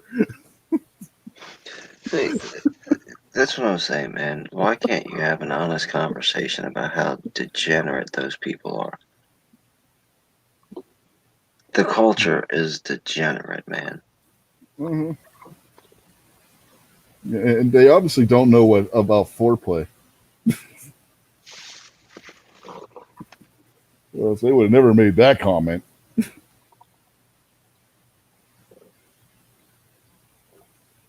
Well, it's one of the best ways you can tell that somebody's full of crap from the left is when they justify anything Islam, but then talk about LGBTQ and rights for women and da da da da and this, that, and the third and diversity. All right, well, there's plenty of diversity in Iran until you fall off the top of that. I mean, get pushed off the top of that building. Jump off. Or Well, put I in had a to change it cage. to push because they're proud of it over there. If you were pushed off, I mean, fell off a building in America. That's how in Iran, if you fell off, I mean, thrown off intentionally. You know, they applaud that kind of stuff. They came out and had a big party to watch it. Yeah, or they'll put you in a cage and throw you in a river so you can drown in the cage. Or if you're lucky in Saudi Arabia, they just cut your head off. So, yeah. There you go. Okay, Joe is awesome. Let's get Biden to quit.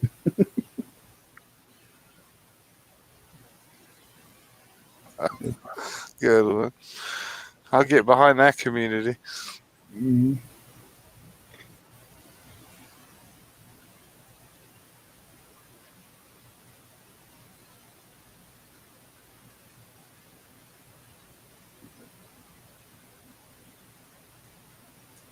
I'd feel a little better if you just get Biden to a damn psychiatrist or something, or a fucking If you took Biden to a psychiatrist, geriatric doctor or some shit.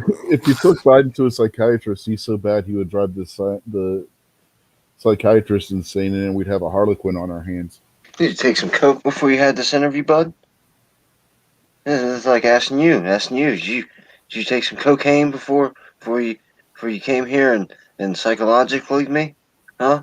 Huh? I gotta take a test. I gotta test. I gotta test. I take test. I take test every day. Uh-huh. My son took coke. I'm so proud of him. Yeah. Smartest guy I ever know. Smartest guy I ever met.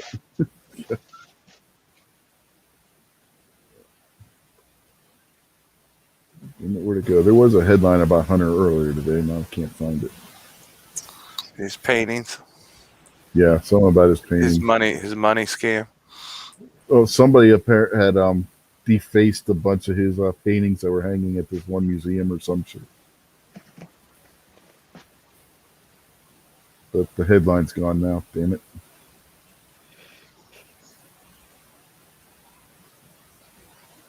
Some art critic or something went in and defaced a bunch of his so-called paintings that were hanging at the. There we He's like, go. Activist artist detained for vandalizing Hunter Biden exhibit. That comes from the Daily Caller. I'm more concerned with what legitimate art gallery displayed Hunter Biden's work. Mm-hmm. Yeah. The authorities arrested Rob Weber, an artist and documentary filmmaker, for vandalizing a New York City gallery exhibiting Hunter Biden's artwork Friday. Weber filmed himself silently entering the George Burgess Gallery, where he began to spray paint the words "Daddy War Crimes" on the gallery's wall. A witness of the incident immediately detained Weber from behind, holding him with both arms, calling it a citizen's arrest. You're Now, a son. see, if that guy was smart, he was staging a political protest and expressing himself using his First Amendment artistically, even though the First Amendment doesn't actually cover freedom of expression, if you think about it. And then the citizen's arrest, that would be an illegal detainment.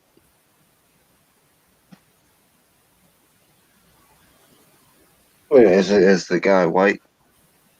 Yeah, he's a white guy. Oh, never mind. He's screwed.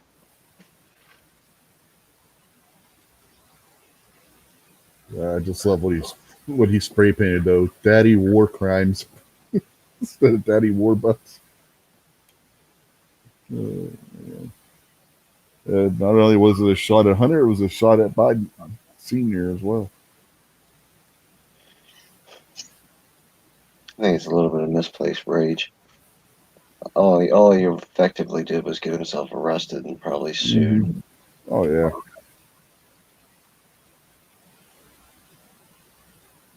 It's still funny though. Yeah, it's definitely funny. I'm glad it was him, not me. But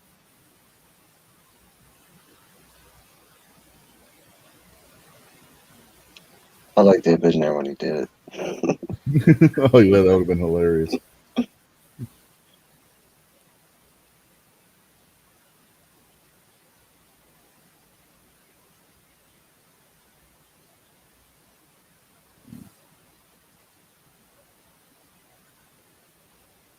Yeah, Anthony passes. So he smoked a lot of Parmesan too. Yeah, he couldn't get the Gouda to fit in his crack pipe. Or the baby bell. Baby bells are too big for a crack pipe, so you can't get them in there. Good ass cheese though, but they won't fit in a crack pipe.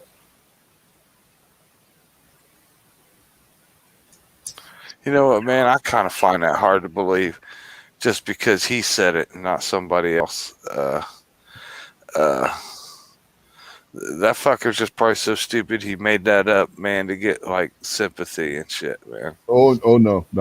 I believe it because I've I've known people that were strung out on like crack and meth and shit, and they do stupid shit if they can't get their hands on their drugs, trying to find it in the carpet or whatnot, any little bit, and if they see anything that they even think looks like whatever it is, they will put it in their pipe or whatever and try lighting it up. They've convinced themselves that they've dropped some. Mm-hmm.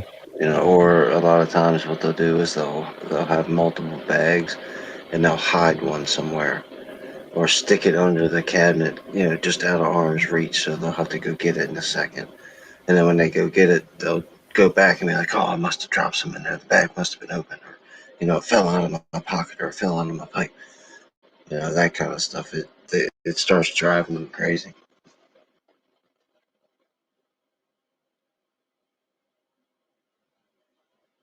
Yeah, that might be the only honest thing Hunter Biden's ever actually said.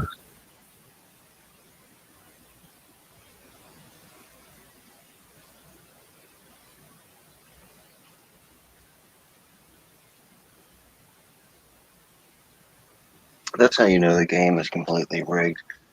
Because there's no way, if we're sitting around trying to troubleshoot and figure out what we're going to do about this Hunter Biden story,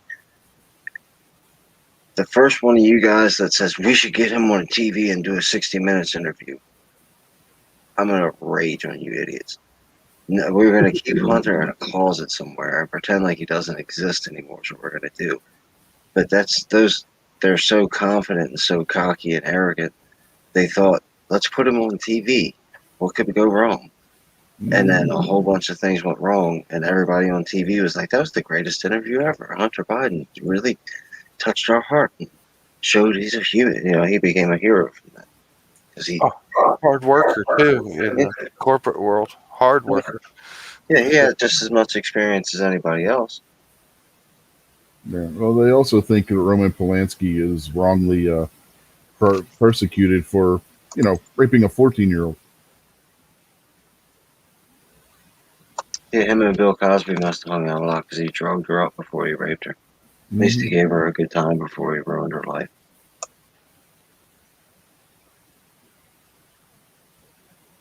You talk about somebody who had a fucked up life. What happened? Roman taught Cosby how to bartend. Yeah, well, you know what happened to Polanski before that, right? Sharon Tate. Yep. Yeah, that was his wife. His wife, an unborn kid. Charlie Manson is responsible for a 14-year-old girl being raped by Roman Polanski. How do we not have extradition agreement with France? Yeah, right. We could trade them. What's his face? The old Nazi financier guy, Soros. We could trade Soros for Polanski. It's a win-win, right? They get to try. No, we've got charges in America against Roman Polanski. Yeah, and France has charges against Soros.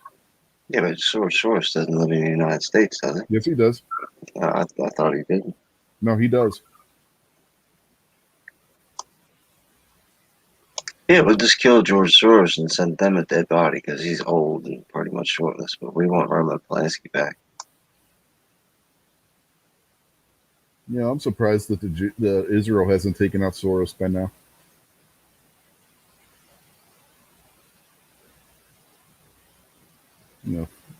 Nazi war crimes and shit. Yeah, but I think he's got a lot more support than any of the Nazis that they've been chasing down. The Nazis that are living in Colombia in some jungle somewhere don't have, I mean, on the down low, $1 to spend. Yeah, I don't mean to take him out and take him back to Israel. I mean, he has an accident somewhere courtesy of the Mossad. Well, yeah, but I'm saying if they get caught doing that, then that's a global crisis that they might have to deal with. Then again, they might just be like, "Yeah, we did it. What?" Mm-hmm.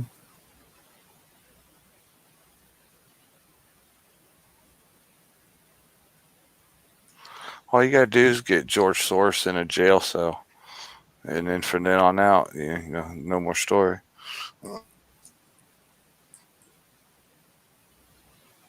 No, he hung himself. Exactly. Yeah. Well, on camera in a secluded cell. Cardiac arrest, man, happens all the time. He was old. COVID, complications of COVID. He was bit by a spider.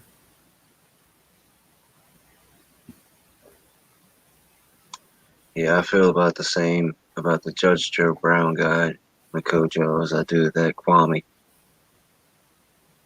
Yeah, Joe Brown talks pretty slick and has mesmerized a lot of people.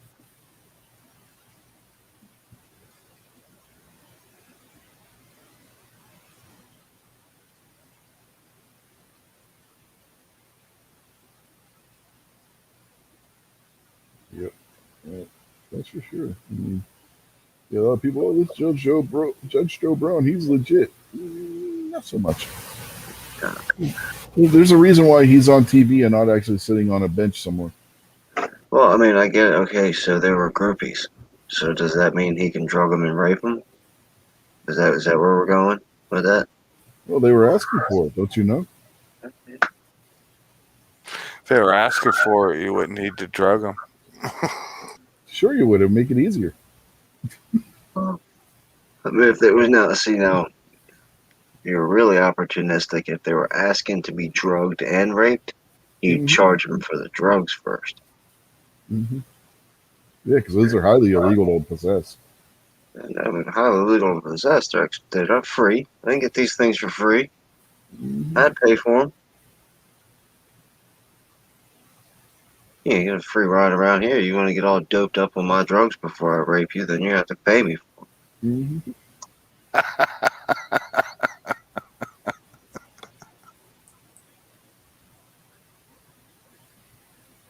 Yeah, but you know darn well you get some of them groupies. Well, can't we work something out? And then that's where he gets paid in other than money at that point. Wait a minute, hold up, punks. You owe me $1.60 for what? Because I'm about ready to put 2 bullets in you.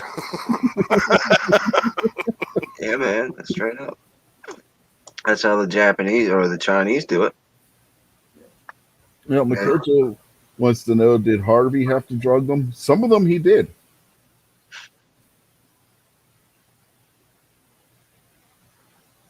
I'm still trying to figure out how the fuck Oprah managed to avoid any charges in that one because she was facilitating that son of a bitch.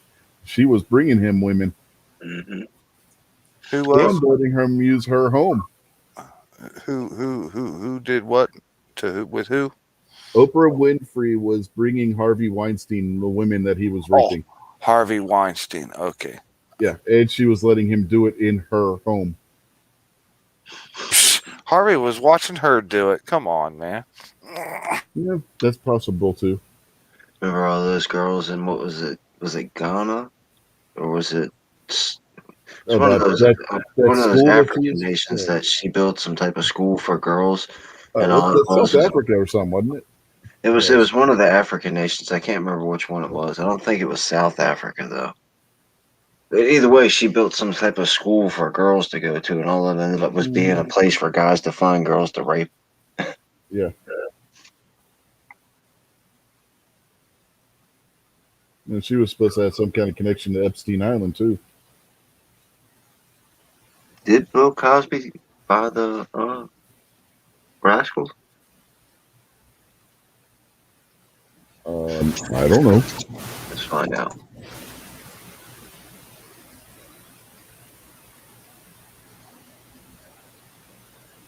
Well, if he did a terrible job of it because they showed on TCM all the time. You're talking about the original with Buckwheat and all that, yeah. And not the movie from the what was it, the '90s? Yeah, mid '90s, early '90s. That was a good movie, though.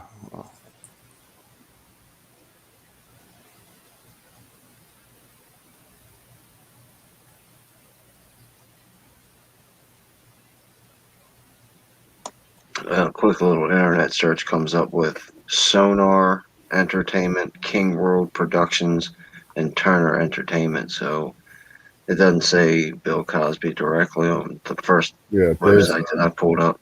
Yeah, that wouldn't be Cosby. Those places have been around for a while. All right, here we But go. Here's another one that says Bill Cosby.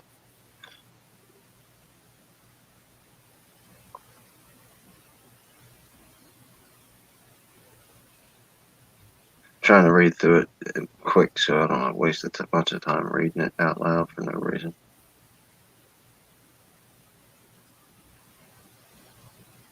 Somebody got paid to write this because it's long, and it hasn't said Bill Cosby until the second paragraph.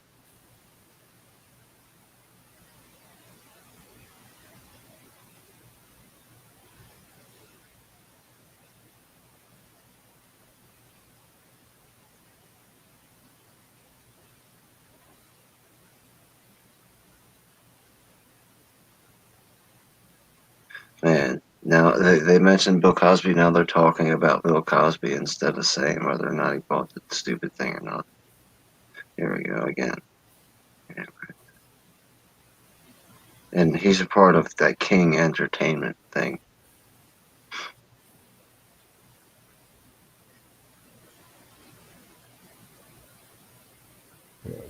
The Turner part that would be a TCM. So I All mean, right. and they Well, do show it on. They do show the old Little Rascals shorts on there. all right. Here's the what seems like it's going to be relevant. It says, while it had remained unclear as to who started the rumor, the fact that Bill Cosby actually had no involvement with pulling the Our Gang show off of TV. In fact, King World Productions are the owners of the show and have held rights to the series for nearly 35 years. And while the Little Rascals programming has been in syndication on TV and TV I don't know what that's supposed to say there, was licensed to Cabin Fever Entertainment in 1997. Cosby had no involvement in any of the show's ventures. So I think Bill Cosby's invested into that King World Entertainment, and I think he's just invested in it. I don't know. But according to the very first thing that I looked up on the internet, then Bill Cosby apparently didn't do that. King World, they've been around forever. I mean, they go back a long ways, and they own a lot of different shit, like old movie companies that went out of business and stuff. They own the rights to like their whole catalogs and stuff.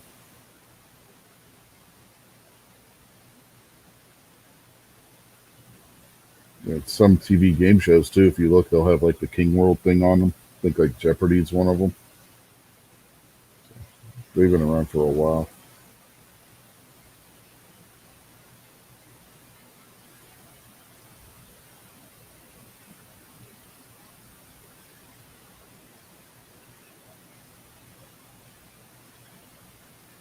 Oh damn!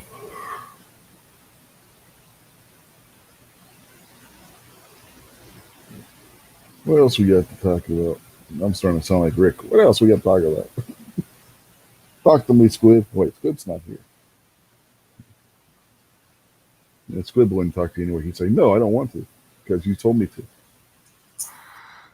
If I melt Parmesan cheese on my garlic bread, is that Welsh rabbit? No, that's Hunter Biden special. Is it on toast? Yeah, it's on Italian like garlic bread. Because that's what Yeah. I had tonight with my spaghetti. Sometimes that stuff can be soft and wouldn't really be considered toasted. Mm, isn't Welsh rabbit with like cheddar? All I know Cheese is is cheese, right? No, no, no. There's different types of cheese, Jacob. Well, around here, cheese is cheese. yeah, cheese is cheese. All that other stuff is not cheese. They just put the name cheese on it. But yeah, cheese is cheese, Jason. We got yellow cheese and we got white cheese, man. That's what Bingo. kind of cheese we got around here. There you go. And that's cheese product, by the way. Well, it depends on what brand it is. Yeah, you can find some real cheese out there.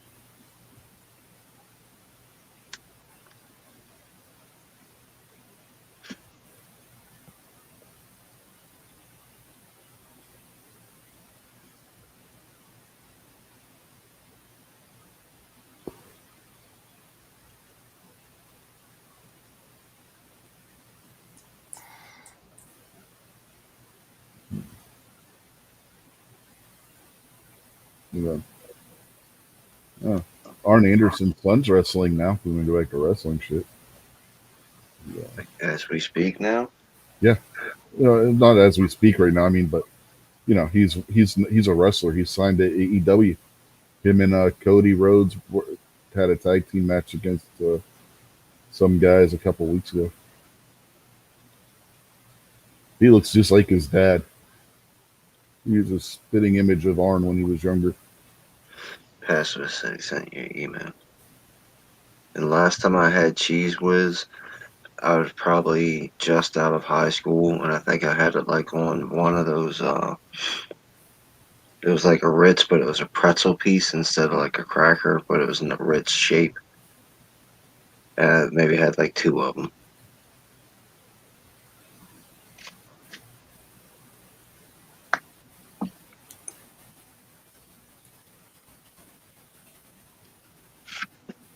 Not big on cheese whiz, man, but I love that party cheese in the can. Oh, it's good on crackers, good on hot dogs. I love that shit.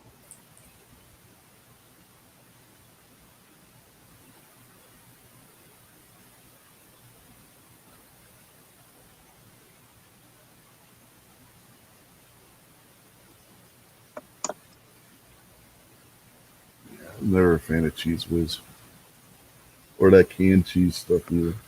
Yeah, I don't like cheese whiz, but I like that canned pressurized cheese, man. Party cheese, whatever.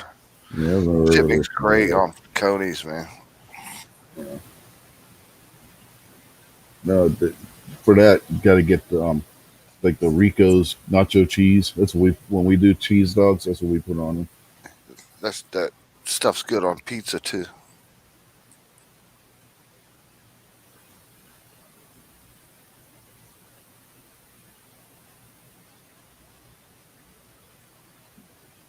Have you ever tried that Rico's canned nacho cheese stuff?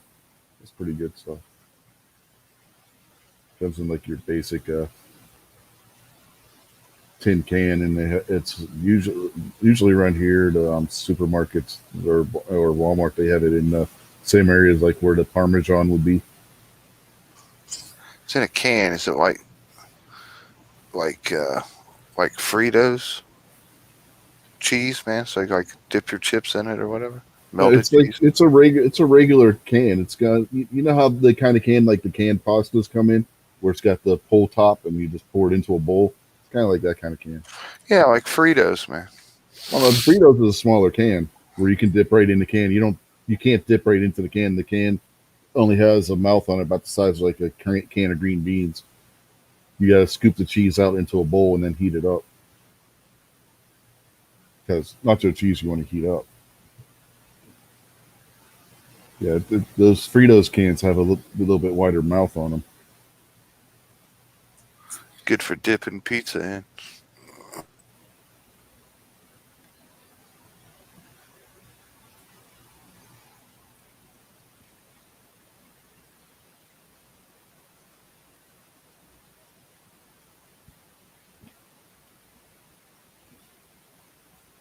I kept mentioning Fritos because I actually have like a can and a half in the refrigerator right now.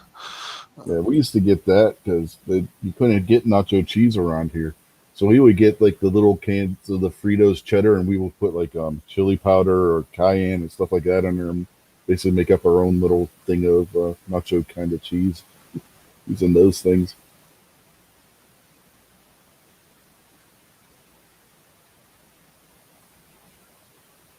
My kids always called it cheese pudding. Uh, Please, please, that's please, about what it please, is. please, please don't say that again, please. It's what it looks like. They weren't wrong. It looks like pudding made out of cheese.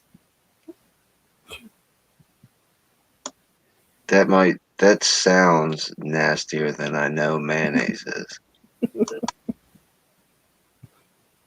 Hey man, we're talking about kids that are like 3, 4 years old. They used to call it cheese pudding. That Oh, was their point of pacifist. reference, man. Look, You made my cigarette smoke go down the wrong pipe, so I got a stomach full of smoke, man. I was laughing so hard. I just almost like I did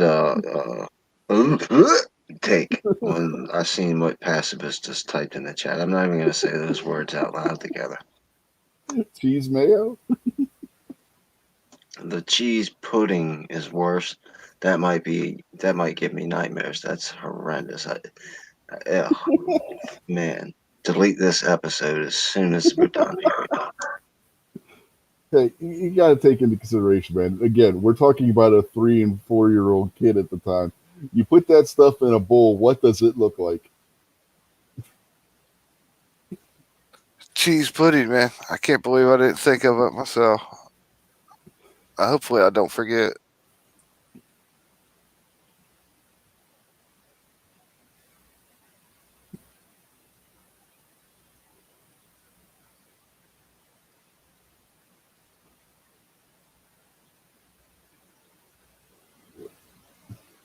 Yeah, Kingpin doesn't know Jason because he's never had to deal with little kids. He doesn't understand how they come up with these little things. No, I mean, I dealt with a little kid my entire life when I was a little kid, so I know how it happens. But, it's just, that was like fear just overwhelmed my body when those words came out of your mouth for the first time. It was like I saw my life flash in front of my face, and I was like, oh no, this is over. Add that to the list of words you've learned from the internet, from YouTube.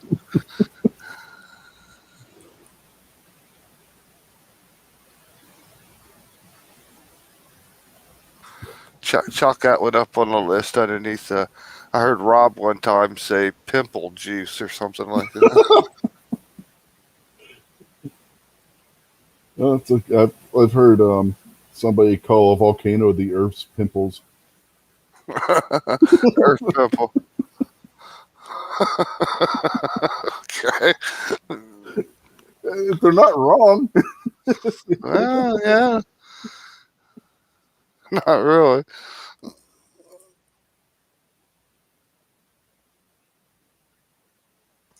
Guess I'll call thunder Earth fart.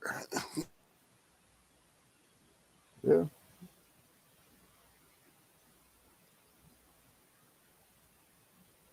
yeah. They said what was it? Old Faithful was one of those zits that keeps oozing after you pop it. I don't know, but I didn't sleep good the other night. Swear to God, kept waking myself up farting. That was the dog, man. Yeah, I was gonna say, sure wasn't your Usually it dog. is the dog, but the other night it was me, man. I mean, like 2 o'clock in the morning. What the Wake hell up! did you What do? the You feeling fuck, tired? man? I got a lot of work to do tomorrow. Like 3 o'clock in the morning. Really again? Toss, What the turn, hell look did at the you? clock. You know What, what I what mean? what did you do? Eat the entire menu at Taco Bell? Man, I forget what I ate that night, man. Uh, oh yeah, I remember. I had uh 2.5 plain cheeseburgers from McDonald's, like Mm-hmm. just the regular ones in the yellow wrapper.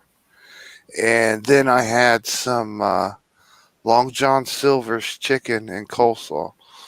So it must have been the coleslaw. Oh shit! This remind the talk asking you about the Taco Bell menu reminded me of a story that Arn told on his show a couple weeks ago when he was first getting started in the business, and him and Mr. Olympia were showing Andre the Giant around the federation that Arn was working at the time. I think it was Southeastern, which was in Pensacola, and they took him out to eat. And Andre's favorite restaurant was Waffle House. So they get to the restaurant and they sit down. The waitress comes to take their order. Arn orders, one thing off the menu. Mr. Olympia orders one thing off the menu. Andre says, "I want breakfast." So the woman's like, "Okay, well, what do you want off the breakfast menu?" He's like, "No, no. Let me make this clear to you. You don't understand." In his heavy French accent, "I want breakfast," and he points to the entire breakfast side of the menu. The waitress starts walking away, and he's like, "No, no, come back. I changed mine. I want this side of menu too," and points to the lunch side of the menu. He ordered everything on the menu and ate it all. Art said there were people lining up just to watch Andre eat all this shit because they would bring food. He'd finish the plate. They come get the plate, take it back to the kitchen, bring him another plate of food. And he was sitting there for like 3 hours eating everything on the Waffle House menu.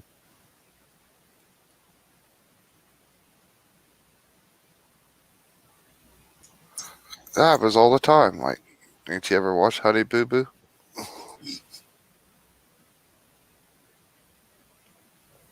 Andre was a big guy and he had an appetite to match. Heard he could put down some liquor too. Oh yeah, man. It was not unheard of for him to be sitting at a bar. I mean, Chris Jericho. I've heard this from Chris Jericho and multiple other wrestlers, right?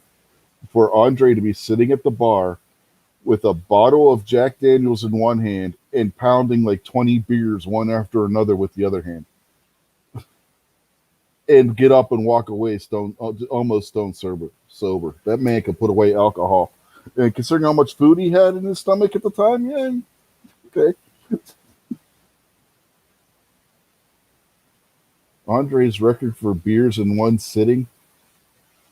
I don't know if anybody can count that high. The man could put away beers like it was nobody's business. I mean, I've heard like Randy Savage told a story where he watched Andre put away 25 beers and not really get buzzed. Jericho has said over 20. Hogan has said he's seen him put away over 20.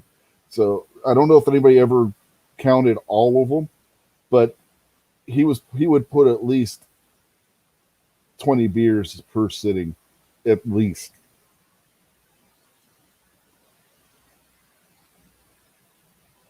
Hell, the story where Haku bites off the guy's nose. A sidebar to that story is Andre was on his like 25th beer at the time when that happened. So it's like it's crazy how much beer that guy would put away. And again, he would have wine in one hand or whiskey in the other hand. I mean, it was the guy could just drink all night long. He nobody could drink Andre under the table. It was a physical impossibility. The man could just put away so much alcohol; it's unreal.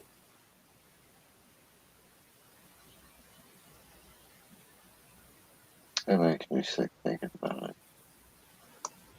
Well, he would drink beer like other people would drink sodas. I mean, it was just pounding them. Yeah, and that adds to it. If it was just the taste, beer is nasty, and to drink, oh, just think, ugh, it makes me think. It makes me sick to my stomach thinking about the guys who wake up in the morning and the first thing they do is psh, and crack a beer. Like, oh man, ugh, that's that. Ew. It makes me sick thinking about that kind of stuff. Like Gunther Pacifist said Mike Graham. That's Eddie Graham's brother, I think. But he said that he was an old promoter and wrestler. Said that he saw him drink 156 in one sitting. I can believe it. Just, I mean, Yeah, I'll take a beer over mayonnaise any day. Any beer over any mayonnaise in any situation.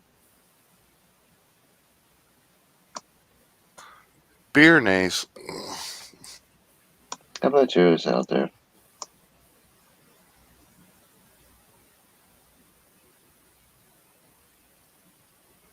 yeah, I mean, there's numerous stories of the craziness of Andre when he was sitting at the bar. He would just sit there and pound one beer after another, after another, after another.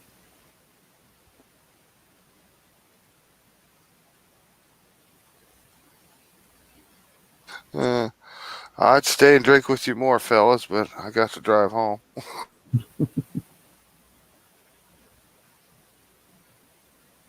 If Squid says any beer over mayonnaise, I think Squid's Yeah. got something up his sleeve here. No, any beer. Mayonnaise beer? Oh, obviously not. Okay, I guess I mean if there's some obscure beer that I've never heard of that's made out of children's blood or something like that, I might take a little dab of mayo over that. But I'm talking about a beer that you can walk into a store and oh, it says beer on the bottle. Okay, I'll take that one. Even that Guinness nasty, horrible black tar stuff. Oh, I can't stand Guinness. I wouldn't be able to drink the whole thing, but I could drink more of that than I could eat mayonnaise. Seriously, man. They sell beer around here, and the name of the beer is Old Leg Humper. And there's like a picture of a dog and like a lady's legs and pantyhose and heels and shit in there too. Like sitting on like a guy's lap with a tuxedo and stuff pants. And the beer's called Old Leg Humper.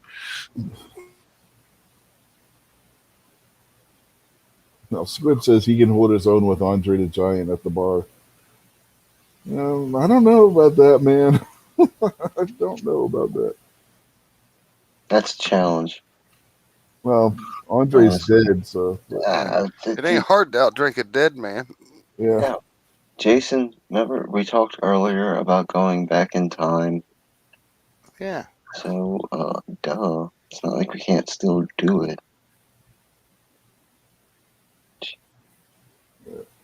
On somebody once said that Andre's definition of a can of beer is a keg. Okay, we need a time frame, some dates here to work off of.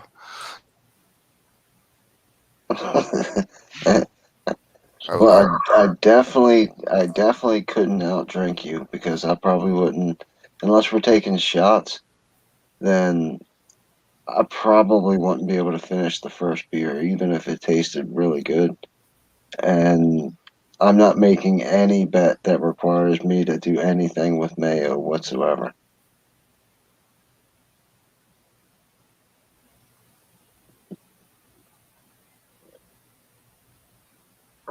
I think it was Piper that said to Andre a keg was a can of beer, or something along to that effect. His definition of a can was a keg, something like that. But yeah, it's crazy. It's just crazy how much that man would drink, and he would do this every night. That's disgusting.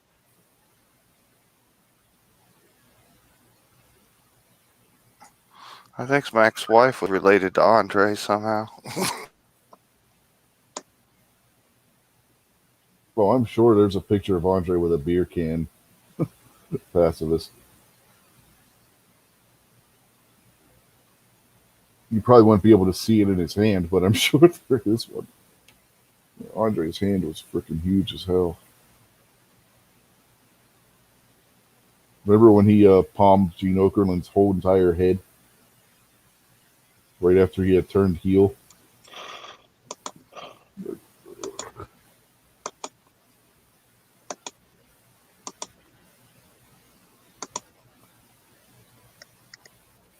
I don't know what just happened. I'm sorry about that. Here we go.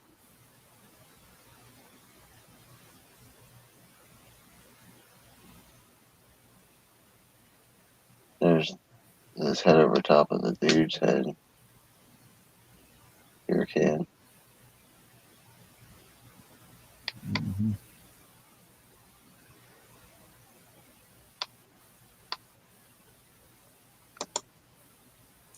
You know what? Poor Andre. I bet he never fired a handgun. His finger wouldn't fit in the fucking trigger.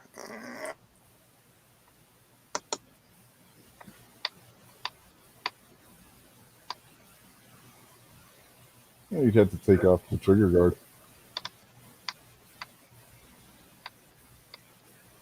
Was that a casting of his hands up there?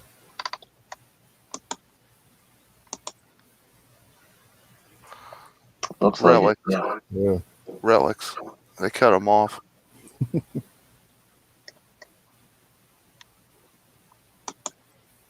Look, he's making the white power symbol.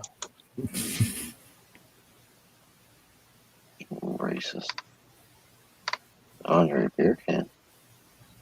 Mm-hmm. I noticed that stepdaughter there of Kamala Harris had a picture where she was holding two fingers up like the V on each hand. If you do that and then move your two hands together, you get a big W. Yeah, she's clearly a racist. Look at that. Andre's hand as big as his face.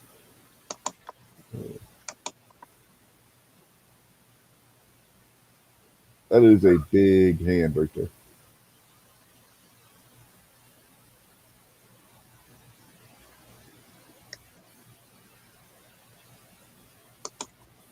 Look at where his watch is a belt. I was gonna say, it fit around Gene's neck like a collar. Mm-hmm.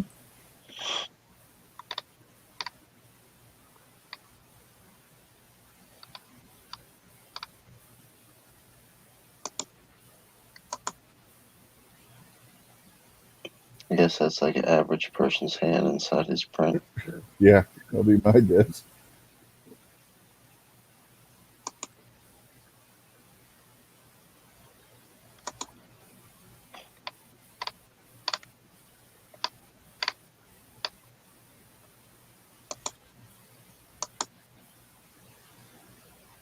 Supposed to look like Lou Ferrigno when he was a young man in the face. Yeah, he was thin when he started getting bigger as he got older. Same thing happened to the Big Show. Big Show was really thin and muscular. He looked like a bodybuilder when he first got into wrestling, and then look at him now. I wonder if his footprint could be like compared to Bigfoot. He played Bigfoot. Remember the $6 million man? The Sasquatch on the series? That was Mhm. Andre.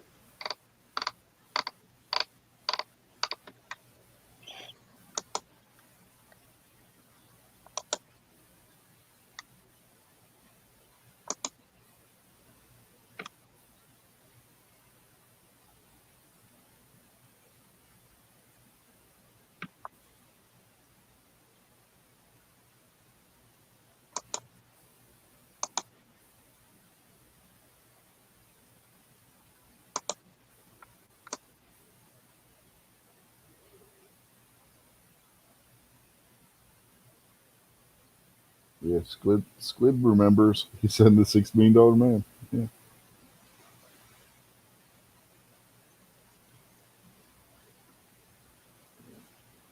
I used to have that toy, the Sasquatch. It had the chest. You push the button and the chest piece popped off. You can see like it was a sticker, but it was supposed to be the circuits and stuff that were inside the Sasquatch's chest. The Sasquatch was a robot. Well, boys, it's getting pretty late for me. I'm gonna have to get off here. Yeah, we're getting I ready to wrap still this gotta up. put the cross out. I mean, turn the lights out and get ready to go to bed, man. All right, yeah, we're getting ready to wrap it up anyway. It's 11:30. So, Kingpin, guys, thing you want to say before we get out of here? Yeah, see it. All right, what about you, Jason? You gonna be I don't doing a know. show this week coming up, or Um, too early to tell yet. Uh, like to Monday night, but we'll just see how my work goes. okie dokie? See, as far as I'm concerned, we'll be back here tomorrow night at about between 8:30 p.m. Eastern and 9 p.m. Eastern for This Week Unloaded.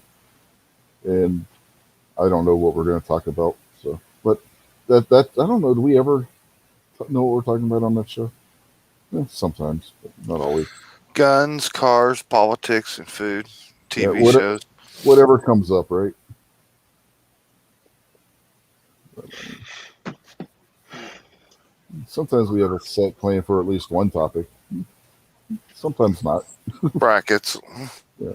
Well, we just did a bracket on here 2 weeks ago because you asked for one. No, I was just mentioning the many different things that the show provides. See, I can make you guys do homework and we could do a top five. I gotta go to work tomorrow, bud. I Yeah, I don't know. have time for homework. I know. I'd have to give you at least Number a week's one's my notice. favorite, so there's top 5. I don't do homework, man. I'm on a football scholarship. Yeah, that doesn't fly anymore, man. Come on. I'm here to learn football, not learn school. Anyway, on that note, we will bid you all adieu. So good night and goodbye. Bang. Hey, see, I remember Yeah. this Kenny Omega thing. Put it on the card.